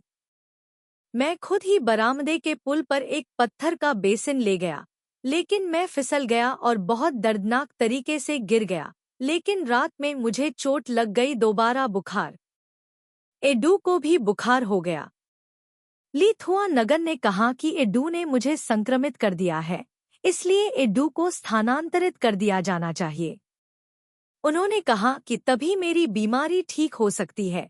एडू को वहां छोड़ने से यह और फैलेगी। किसने एडू को इस तरह नुकसान पहुंचाया? मैं बहुत गुस्से में था। मैंने एडू का चाकू हाथ में पकड़ रखा था। वहां कोई नहीं था। मैं करीब जाने की हिम्मत नहीं कर सका। ली थुआ नगन भी परेशान थी, इसलिए उसने किसी को मुझे खींचने का आदेश दिया। मुझे नहीं पता कि वे एडू को कहाँ ले गए। मैं महल में बंद था। मेरे पास ताकत नहीं थी लड़ने के लिए। मुझे बस एडू की जरूरत थी, लेकिन एडू का ठिकाना अब अज्ञात है। अध्याय 39। मैं नहीं खाता, मैं दवा नहीं लेता। विना नुओंग दवा लेकर आया। मैंने उसके हाथ से दवा का कटोरा छीनने की पूरी कोशिश की। मुझे बस एडू की जरूरत है। मैं अंदर नहीं रह सकता। यह डोंग पैलेस अब और दिन नहीं है। मुझे एडू की जरूरत है। मुझे ताई लुओंग वापस जाने की जरूरत है। मैं पूरे दिन सोया। नींद भारी और उनींदा थी। बुरे सपने लगातार आते रहे। मैंने अपनी माँ का सपना देखा। मैंने सपना देखा कि मैं कितना रोया। मैंने अपने पिता का सपना देखा।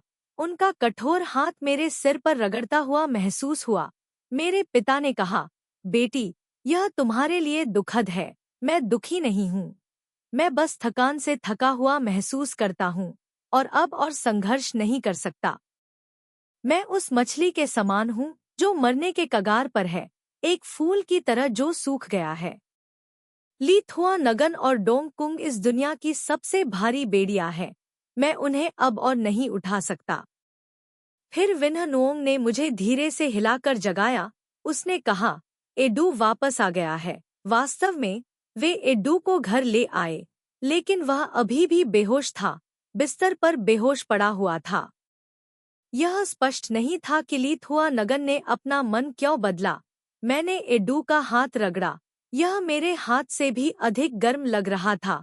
एडू को अभी भी लग रहा था बुखार था, लेकिन जब तक एडू यहाँ थी, मुझे उसकी देखभाल करने देना ही काफी था। विना नुओंग ने और कुछ नहीं कहा, बस इतना कहा, एडू वापस आ गया है। क्राउन प्रिंस फी को दवा लेनी चाहिए।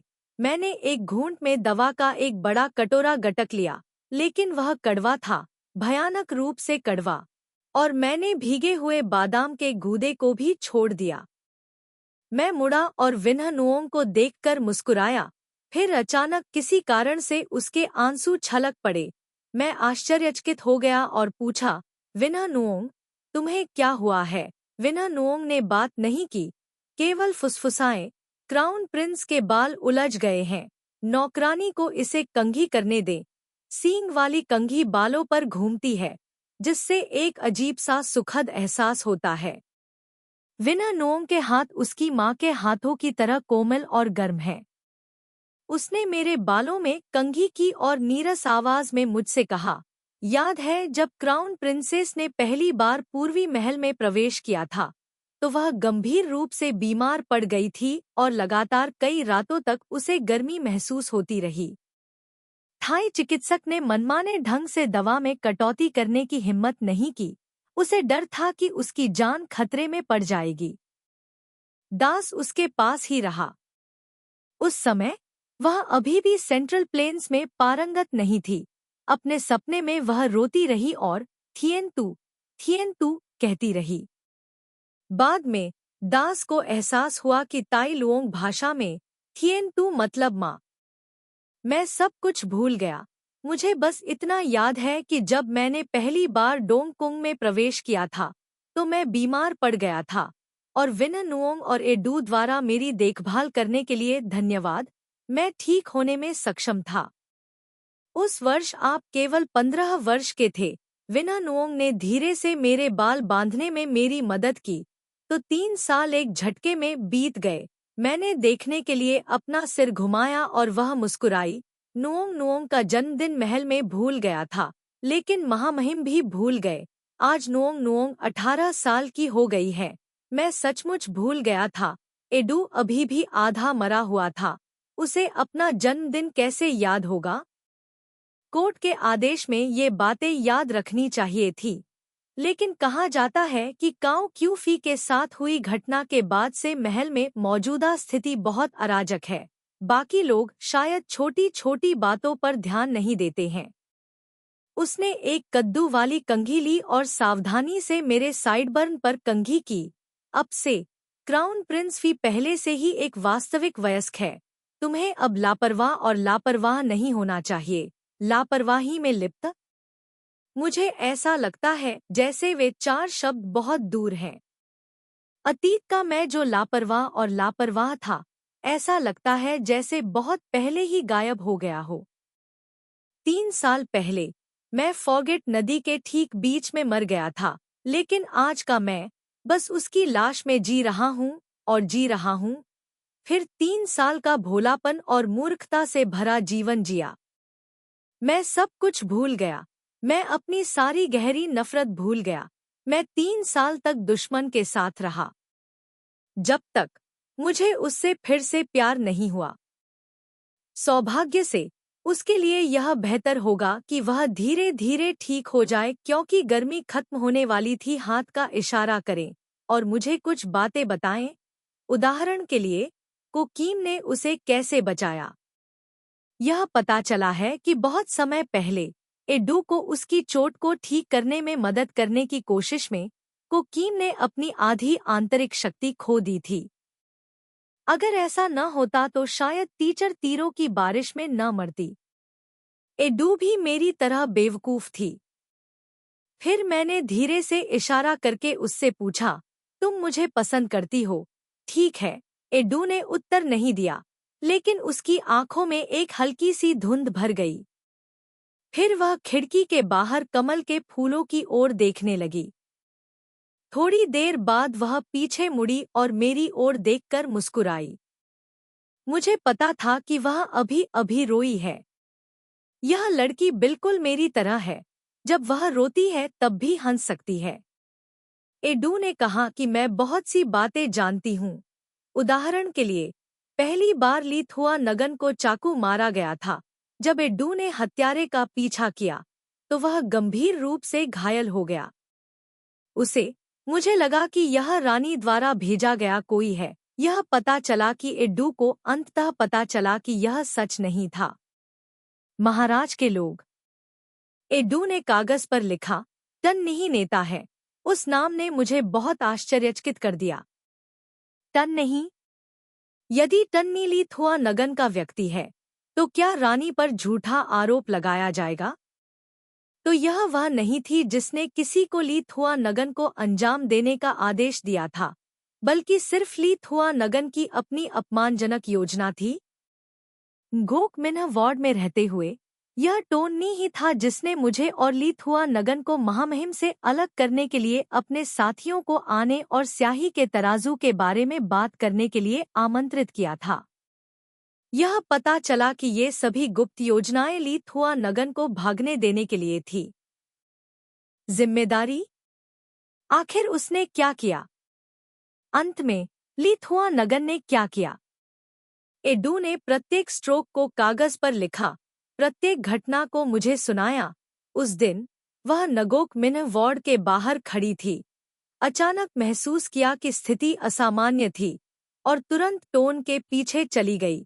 मैंने मामले की सच्चाई की जांच करने की कोशिश की, लेकिन मुझे उम्मीद नहीं थी कि टन्नी की कमान के तहत लोगों का समूह अकेले ही उसके लिए कोई मुकाबला नहीं कर पाएगा। उन लोगों ने एडिग्री की हत्या नहीं की बल्कि उसे एक जगह बंद कर दिया था। वही रहस्य। सौभाग्य से कुछ दिनों बाद कोकीम एडू को बचाने के लिए आई और उसे मुझसे मिलने के लिए परित्यक्त मंदिर में भी ले आई।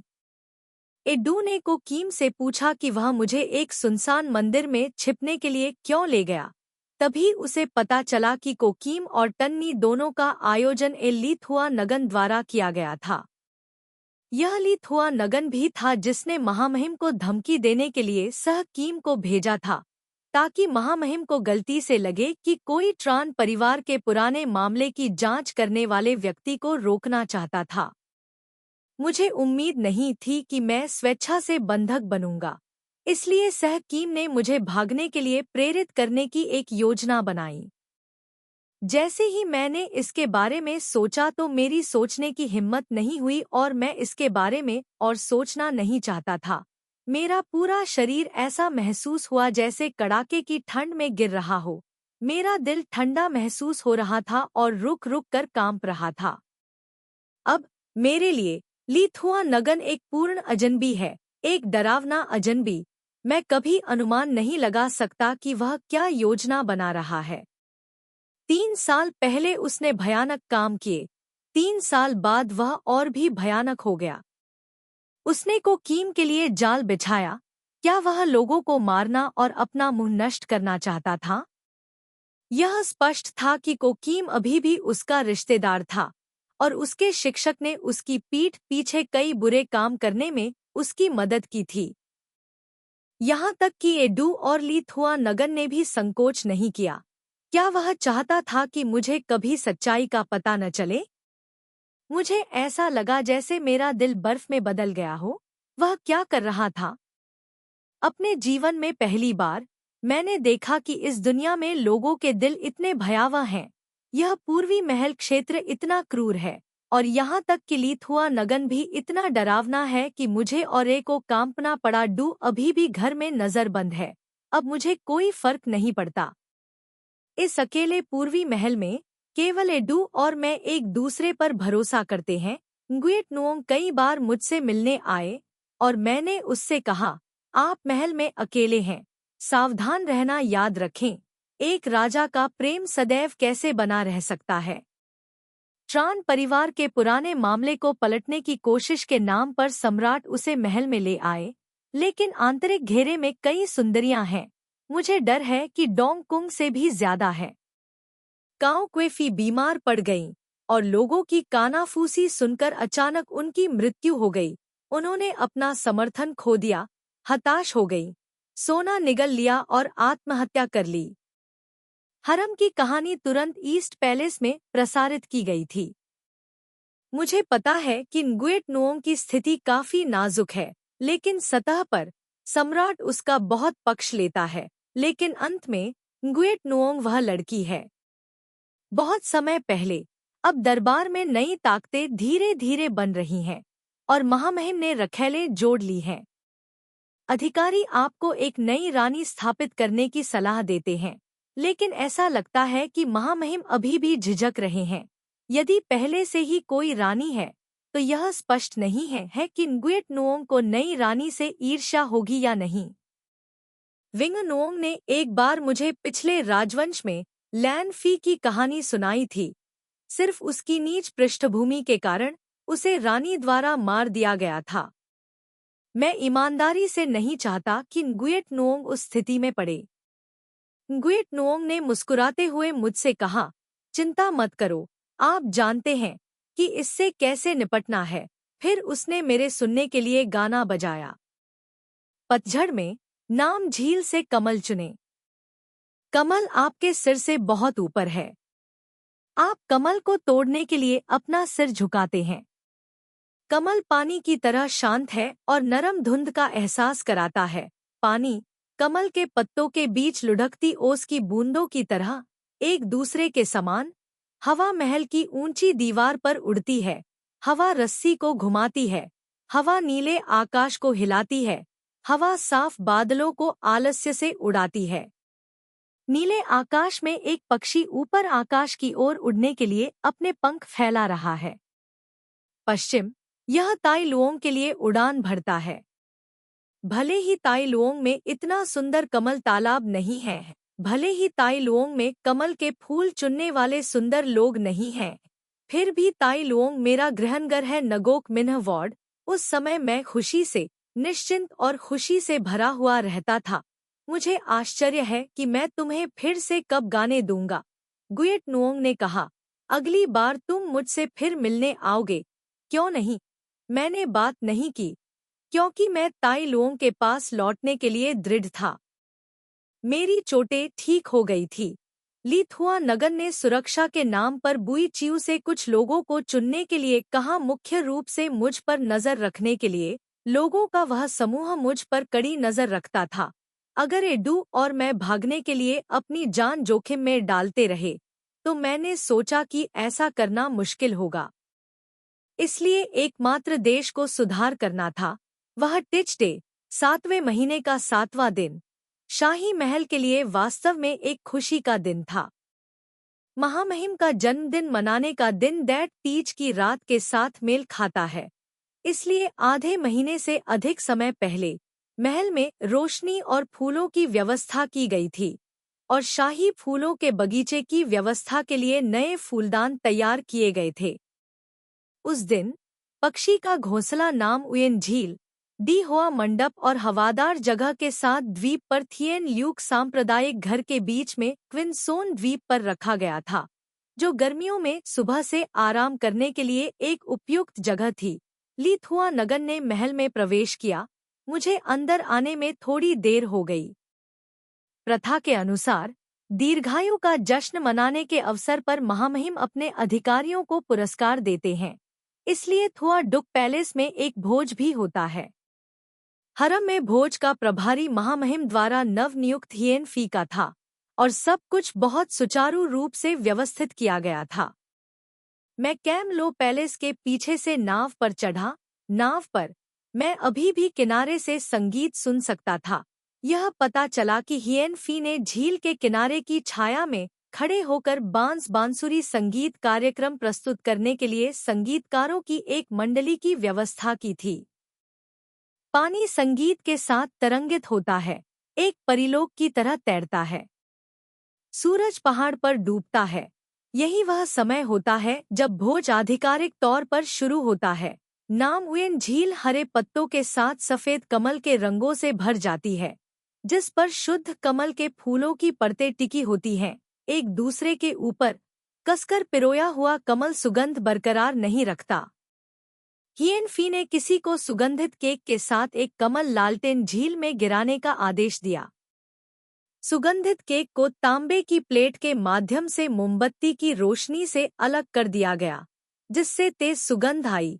सुगंध हवा के साथ दूर तक चली गई, यहाँ तक कि सुंदर महिलाएं भी हरम में समान रूप से सुगंधित थे। झील के किनारे की झोपड़ी में संगीत विभाग ने लैंगबा गीत का मंचन किया। महल की नौकरानियों ने अपनी नीली स्कर्ट फैलाई और लैंगबा की धुन पर नृत्य करते हुए कमल के पत्ते परियों की तरह लग रही थी। झोंपड़ी पर मोमबत्ती की रोशनी झिलमिला रही थी और लहराती लहरों पर बह रही थी, जिससे हजारों सितारों की तरह चमकदार रोशनी फैल रही थी। लैंग थ्री गाने मूल रूप से तांग राजवंश में एक प्रसिद्ध नृत्य था। महामहिम इस जगह को सजाने के तरीके से बहुत प्रसन्न थे। लोग हिएन फी की चतुराई और लचीलेपन की प्रशंसा करते हैं। विशेष रूप से सुगंधित केक को कमल के दीपक के नीचे रखने के बारे में हिएन फी ने मुस्कुराते हुए कहा, यह मेरा इरादा नहीं है, लेकिन सप्ताह के दिनों में मुझे अभी भी लगता है कि कमल सुंदर है, लेकिन दुर्भाग्य से इसमें कोई सुगंध नहीं है।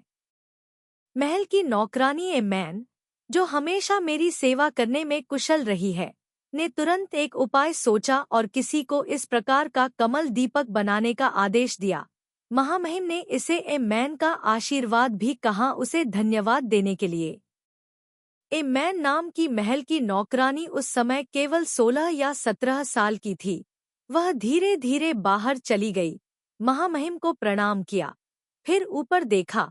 उसकी सुंदरता ने वास्तव में कई लोगों को गहरी सांस लेने पर मजबूर कर दिया, ग्वेट नुओंग से भी सुंदर। हर कोई महसूस करता है कि वह सफेद कमल की तरह नाजुक है और अतुलनीय रूप से सुंदर है। उस समय शायद महामहिम भी उस खूबसूरत चेहरे को देखकर कुछ देर के लिए स्तब्ध रह गए थे। फिर उन्होंने एक आदमी को जेड फूलदान की एक जोड़ी और धूप का एक डिब्बा इनाम में दिया। मैंने सोचा था कि महामहिम उसे अपनी उपपत्नी के रूप में स्वीकार करेंगे, लेकिन अप्रत्याशित रूप से महामहिम ने अचानक ली थुआ नगन से कहा, नगन नी, आप इस महल की नौकरानी के बारे में कैसा महसूस करते हैं? ली थुआ नगन मेरे सामने बैठे थे। वह थके हुए लग रहे थे और तब से उन्होंने एक शब्द भी नहीं कहा। अब जब उसने महामहिम को अचानक उससे पूछते हुए सुना, तो उसने एक आदमी की ओर देखा और उदासीनता से कहा, क्या सुंदरता है। महामहिम ने कहा, आपके पक्ष में नौकरों की कमी है। ए मैन को ईस्टर्न पैलेस में बुलाना बेहतर है। मैं डिच दिन को आदेश दूंगा कि वह हिएन फी के बाद महिला अधिकारी का पद संभालने के लिए किसी और को चुने। ली थुआ नगन ने कहा, मैं आपके पिता की सद्भावना के लिए आभारी हूँ, लेकिन मेरे आसपास नौकरों की कोई कमी नहीं है। मैं अचानक थोड़ा सा हिल गया। महामहिम ने पूछा, क्राउन प्रिंसेस क्या कहना चाहती है? मैं फुसफुसाया, महाराज, महामहिम शर्मीले और शर्मीले हैं और हाँ कहने की हिम्मत नहीं करते। एक आदमी बहुत सुंदर है, महामहिम को इसकी आवश्यकता नहीं है, इसलिए मैं आदरपूर्वक महामहिम से मुझे एक आदमी देने के लिए कहता हूँ। महामहिम हंसे, फिर मंजूरी दे दी। अध्याय 40। मुझे पता है कि ली थुआ नगन मुझे घूर रही है, मुझे कोई परवाह नहीं है। हिएन फी बहुत खुश लग रहा था और उसने तुरंत एक आदमी को मेरी मेज पर इंतजार करने के लिए भेजा। पार्टी लगभग आधी रात को समाप्त हुई। जब वह महल से बाहर निकली तो उसने एक आदमी को विदा करने के लिए एक गाड़ी तैयार करने का भी मन किया। मेरी गाड़ी के पीछे लोगों के बच्चे, विशेषकर टीम के सदस्य पार्टी कर रहे थे। यह भारी ब्रोच का एक सेट है। कार हिल रही थी और हिल रही थी। मेरी गर्दन टूटने वाली थी, इसलिए मैंने परेशान करने वाले हेयरपिन उतार दिए और एक आह भरी, यह कामना करते हुए कि अब इस तरह का जीवन समाप्त हो जाएगा। अंततः कार रुक गई, पर्दे खुल गए। हिजड़ा बाहर खड़ा था। उसने लालटेन उठाई और मेरे लिए कार से बाहर निकलने के लिए एक कुर्सी लगा दी। जैसे ही मैं झुका, ली थुआ नगन अपने घोड़े से उतर गया, इस ओर दौड़ा और भारी रोलिंग कुर्सी को लात मारने के लिए अपना पैर घुमाया। किन्नरों को डराते हुए वे पीछे कूद गए और दूर से ही घुटनों के बल बैठ गए। आप क्या कर रहे हो? मैं पूछने के अलावा कुछ नहीं कर सका। लेकिन उसने अपना हाथ बढ़ाया, फिर एक बाज की तरह एक चूजे को पकड़कर मुझे कार से बाहर खींच लिया। एडू ने मुझे बचाने के लिए दौड़ने की कोशिश की, लेकिन बुई चिऊ ने कुछ नहीं कहा और कभी नहीं उसे फिर रोकने के लिए अपना हाथ उठाया। ली थुआ नगन ने मुझे अपने कंधों पर उठाया। मैंने शाप दिया और शाप दिया। उस समय एडू बुई चिऊ के साथ हाथ और पैर छू रहा था। एक पल के लिए एडू तुरंत अलग नहीं हो सका। मैंने संघर्ष किया, ली थुआ नगन को कोसा और काटा। ली थुआ नगन की पीठ पर चुटकी काटने की कोशिश की। उसकी बेल्ट पर लगे सारे सफेद जेड गिर गए, लेकिन वह फिर भी आगे बढ़ने में संकोच नहीं किया। मुझे उठाया और सीधे ले चीन्ह पैलेस में घुस गया। ओह, मेरा सिर चीनी मिट्टी के तकिए से टकराया, बहुत दर्द हुआ। दरअसल ली थुआ नगन ने मुझे चावल के थैले की तरह बिस्तर पर फेंक दिया। मैं तुरंत उछल पड़ी। उसने आगे बढ़कर मुझे पीछे धकेल दिया। कुछ महीनों से संघर्ष नहीं किया है और निश्चित रूप से मेरे अंग थोड़े सुस्त हैं। हम दोनों ने बमुश्किल इस पूरे महल को तोड़ा। नौकरानी एक बार दरवाजे के बाहर खड़ी थी, अंदर और बाहर झांक रही थी, लेकिन ली थुआ नगन ने फूलों का एक फूलदान फेंक दिया, जिससे वह दूसरे व्यक्ति पर जा गिरा। वह डर गया और जल्दी से पीछे हट गया, दरवाजे की कुंडी लगाना भी नहीं भूला। संघर्ष ने मुझे हांफने और सांस लेने में असमर्थ बना दिया। अंत में थककर वह एक ही स्थान पर लकवाग्रस्त होकर लेट गया। उसे हिलने डुलने की भी कोई परवाह नहीं थी। मुझे अब संघर्ष नहीं करना पड़ा, इसलिए ली थुआ नगन और अधिक कोमल हो गए। ली थुआ नगन ने मुझे पीछे से गले लगाया, जैसे कि उन्हें इस प्रकार का आलिंगन पसंद आया हो, और मैं अपना सिर उनकी बाह पर रख रहा था। मुझे हमेशा ऐसा महसूस होता था कि मैं वास्तव में बीमार महसूस कर रहा हूँ। वह शायद बहुत थका हुआ था। उसकी नाक से निकलने वाली सांस मेरी गर्दन के पिछले हिस्से में गुदगुदी कर रही थी। उसने कुछ फुसफुसाया, ज्यादातर मुझे धोखा देने के लिए। मैंने एक शब्द भी नहीं कहा। थोड़ी देर तक उसकी आवाज न सुनने के बाद मैंने धीरे से पीछे देखा और देखा कि वह सो चुका था। मैंने अपना हाथ उठाया उसकी पलकें दबाने के लिए। ऐसा लग रहा था कि वह बहुत गहरी नींद में सो रहा है, हिल नहीं रहा है। मैं सावधानी से उठी, पहले एक अच्छी पोशाक पहनी, फिर खिड़की खोली। एक डू चुपचाप अंदर आया और मुझे कैंची की एक जोड़ी दी। मैं लैंप के नीचे बैठ गया और सावधानी से अपने नाखूनों को काटना शुरू कर दिया, ताकि दाई के संवेदनाहारी पदार्थ के नीचे का सफेद पाउडर मेरी सांस में न उड़ जाए। केवल ली थुआ नगन की बाह को थोड़ा सा खरोंच दिया, लेकिन अब वह पहले से ही सांस ले रहा है और सो रहा है। काटने के बाद अपने हाथ धोएं, जांचें कि कोई अवशिष्ट संवेदनाहारी तो नहीं है, और फिर अपने काले कपड़े बदले। मेरे लिए चाकू। मैंने ली थुआ नगम को सोते हुए देखा। मैं बस उसकी गर्दन पर चाकू लगाना चाहता था, एक हल्का सा कट करना चाहता था, और सारी नफरत हवा में गायब हो जाती। भले ही संवेदनाहारी प्रभावी थी, लेकिन उसकी भौहें अभी भी थोड़ी सिकुड़ी हुई थी। उसकी पलकें हिल रही थी, जैसे वह कोई सपना देख रहा हो। मैंने धीरे से उसकी गर्दन पर तेज लेकिन ठंडा ब्लेड दबाया। अगर मैंने अपना हाथ थोड़ा और जोर से लगाया तो उसका गला आधा कट जाएगा। ऐसा लग रहा था, एक अविश्वसनीय रूप से दर्दनाक सपना। मैंने चाकू को थोड़ा थोड़ा करके काटा। ब्लेड एक चादर की तरह त्वचा में कट गया, जिससे धागे पर खून की एक पतली रेखा टपक गई। मुझे बस इसे थोड़ा और गहरा दबाने की जरूरत थी। ऐसा लग रहा था सपने में उसे भी इसका एहसास हुआ। इस दर्द को महसूस करते हुए उसके चेहरे की मांसपेशियां ऐंठने लगी। उसकी उंगलियां थोड़ी हिल गईं, जैसे वह कुछ पकड़ना चाहता हो। शायद वह चिल्ला रहा था, लेकिन आवाजें इतनी धीमी थी कि मैं उसे स्पष्ट रूप से नहीं सुन सका। मेरा हाथ कांप रहा था, चाकू फर्श पर खटका था। एक बार जागने के बाद मैंने ली थुआ नगन के बारे में सोचा। मैं जल्दी से आगे बढ़ गया। आखिरकार मुझे याद आया कि 3 साल पहले मैं फॉरगेट नदी में गिर गया था। वह मेरे पीछे कूदा, उसने मुझे खींच लिया। हवा हमें एक एक करके नीचे ले जा रही थी। जल्दी से घूमती हवा के बीच उसने मुझे गले लगाया। कई बार चट्टान के किनारे को पकड़ने की कोशिश की, लेकिन हम बहुत तेजी से गिरे। बिखरी हुई चट्टानें उसके और मेरे साथ गिरीं, जैसे तारों का एक समूह गिरती बारिश की तरह उतर रहा हो। ठीक उस शाम की तरह नदी के किनारे अनगिनत जुगनुओं ने उसकी आस्तीन से उड़ान भरी, मानो सितारों की एक शानदार बारिश हो रही हो, जो उसके और मेरे चेहरे को रोशन कर रही हो। इस दुनिया और आकाश के बीच केवल वह मुझे देख रहा था। वह दृश्य मेरे सपनों में कई बार दोहराया गया। मैंने एक के बाद एक सपना देखा, लेकिन मैंने कभी नहीं सोचा था कि वह व्यक्ति वही था। जब तक मुझे 3 साल पहले की घटना याद नहीं आई, तब तक मुझे हवा की आवाज याद नहीं आई। उसके शब्दों के साथ मेरे कानों में बजने लगा, कहा, यह सिर्फ एक वाक्य निकला, आप और मैं दोनों भूल गए। फॉगेट नदी का नीला और ठंडा पानी हमारी ओर दौड़ रहा था।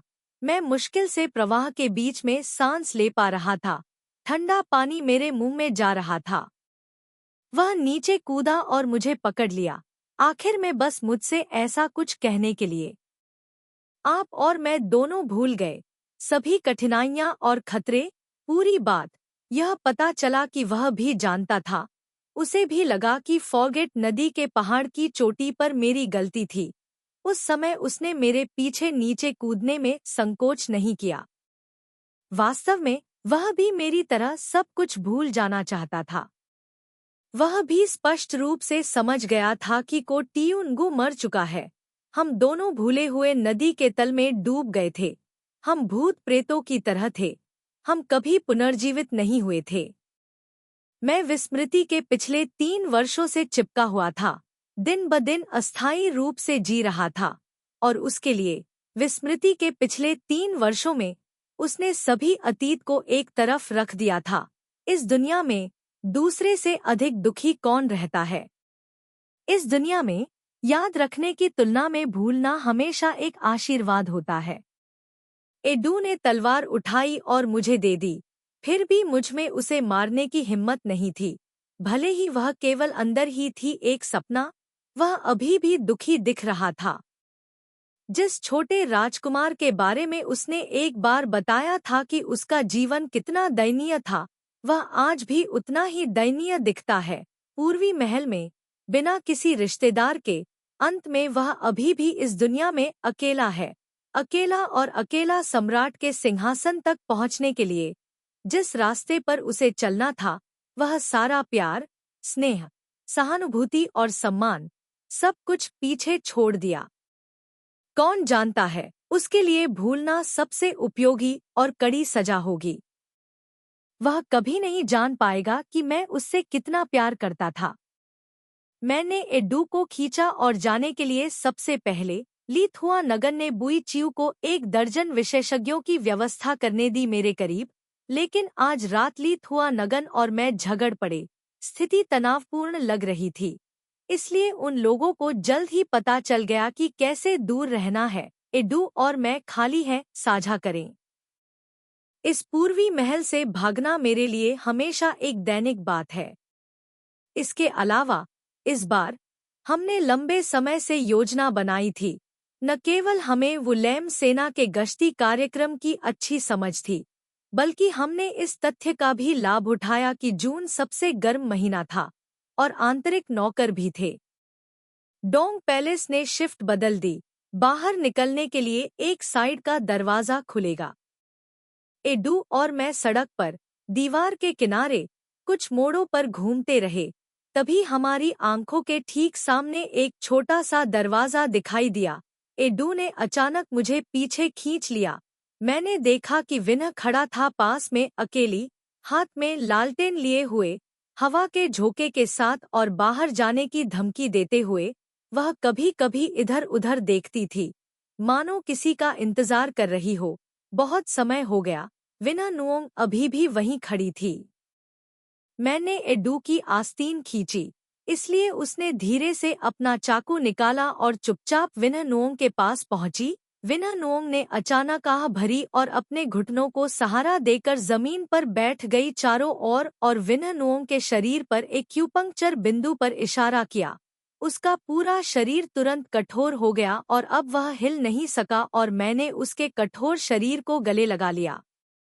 विनह नुओंग ने धीरे से कहा, विनह नुओंग, मैं जा रहा हूँ, लेकिन मुझे तुम्हारी बहुत याद आएगी। इस पूर्वी महल में केवल विनह नुओंग और एडू ही मेरी बहुत देखभाल करते थे। विनह नुओंग के होठों का कोना थोड़ा ऊपर उठ गया था। उसका मुख बिंदु भी इंगित हो गया था। वह आवाज नहीं निकाल सकती थी। मैंने उसे फिर से कसकर गले लगाया।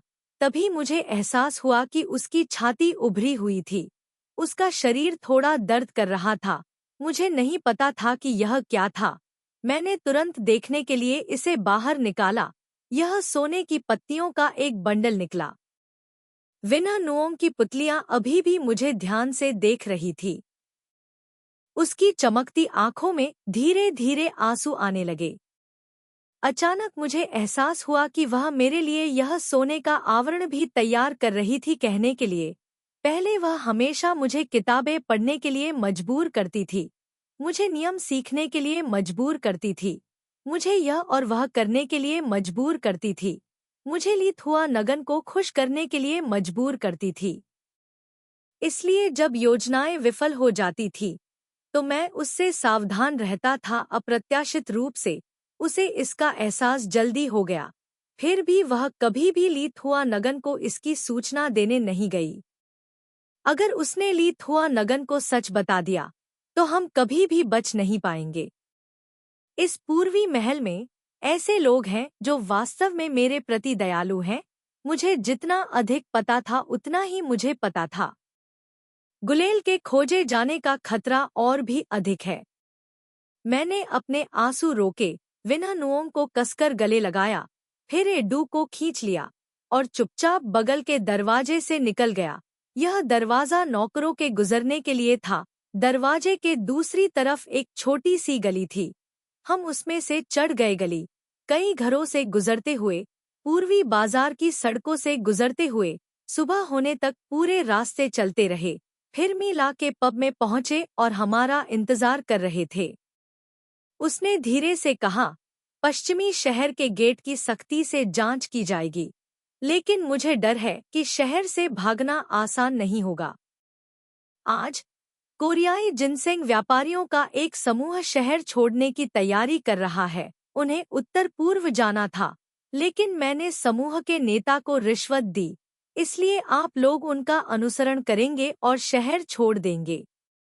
उन कोरियाई लोगों का शरीर छोटा और बौना था, इसलिए उन दोनों के बीच में घुसने से किसी को संदेह नहीं होगा। उसने पहले से ही हमारे लिए कोरियाई कपड़े तैयार कर लिए थे, यहाँ तक कि टोपियां और नकली दाढ़ियां भी। छोटे कोरियाई व्यापारी उस समय भोर हो चुकी थी। सड़क पर धीरे धीरे लोगों की भीड़ थी। सराय में भी शोर हो रहा था। बगल की दुकान ने पैलिंग हटा दी थी। मकान मालकिन वहां अपने दांत ब्रश करने के लिए एक विलो शाखा पकड़े हुए थी। बॉस चिढ़ गया। फैप ने जम्हाई ली और मीला से बकवास बातें की। जैसे ही कोरियाई लोग नीचे आए, उन्होंने कोरियाई बोली में बात की जो तेज और मुड़ी हुई दोनों थी। चूंकि बहादुर जनरल बुई हुआंग ने गोरियों को शांत करना समाप्त कर दिया, सेंट्रल प्लेन्स और गोरियों के बीच व्यापार और भी अधिक हलचल वाला हो गया। अंत में व्यापारी अक्सर लाभ के लालची थे। ट्रुंग गुयेन में कई स्वादिष्ट और अजीब चीजें एक अनिवार्य दैनिक चीज बन गई हैं। कोरियाई लोगों के लिए हमने और कोरियाई व्यापारियों ने नाश्ते के लिए केक लिया, फिर जाने की तैयारी के लिए अपना सामान पैक किया। इस व्यापारिक दल के पास कोरिया से जिनसेंग और औषधीय जड़ी बूटियां ले जाने वाले लगभग 100 घोड़े थे।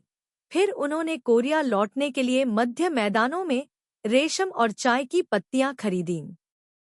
घोड़े आंगन में खड़े होकर सामान लादने का इंतजार कर रहे थे और डिब्बे एक एक करके घोड़े की पीठ पर लादे जा रहे थे। घोड़ों की गर्दनें कांसे की घंटियों से बंधी हुई थी, जो बजती और बजती थी। बीच बीच में कोरियाई भाषा बोली जाती थी, जैसे बहस कर रहे हों। शोर मचाने वाले और हुड़दंग करने वाले दोनों में से प्रत्येक के पास एक घोड़ा था, जो समूह के बीच में मिला हुआ था। समूह उन्होंने शहर छोड़ दिया। शहर के गेट पर वास्तव में बहुत बारीकी से पूछताछ की गई थी। किसी ने हमें बताया था कि शहर के अपराधी मौत से बच गए थे, इसलिए 9 शहर के गेटों पर अब तेजी से नियंत्रण किया गया था। सबसे सख्त पश्चिमी गेट था, जो आज पश्चिमी गढ़ को छोड़ देता है। तलाशी ली जानी चाहिए। अगर कोई थोड़ा सा भी संदिग्ध हो तो उसे तुरंत हिरासत में लिया जाएगा और किन्हत्रिउदोन ले जाया जाएगा।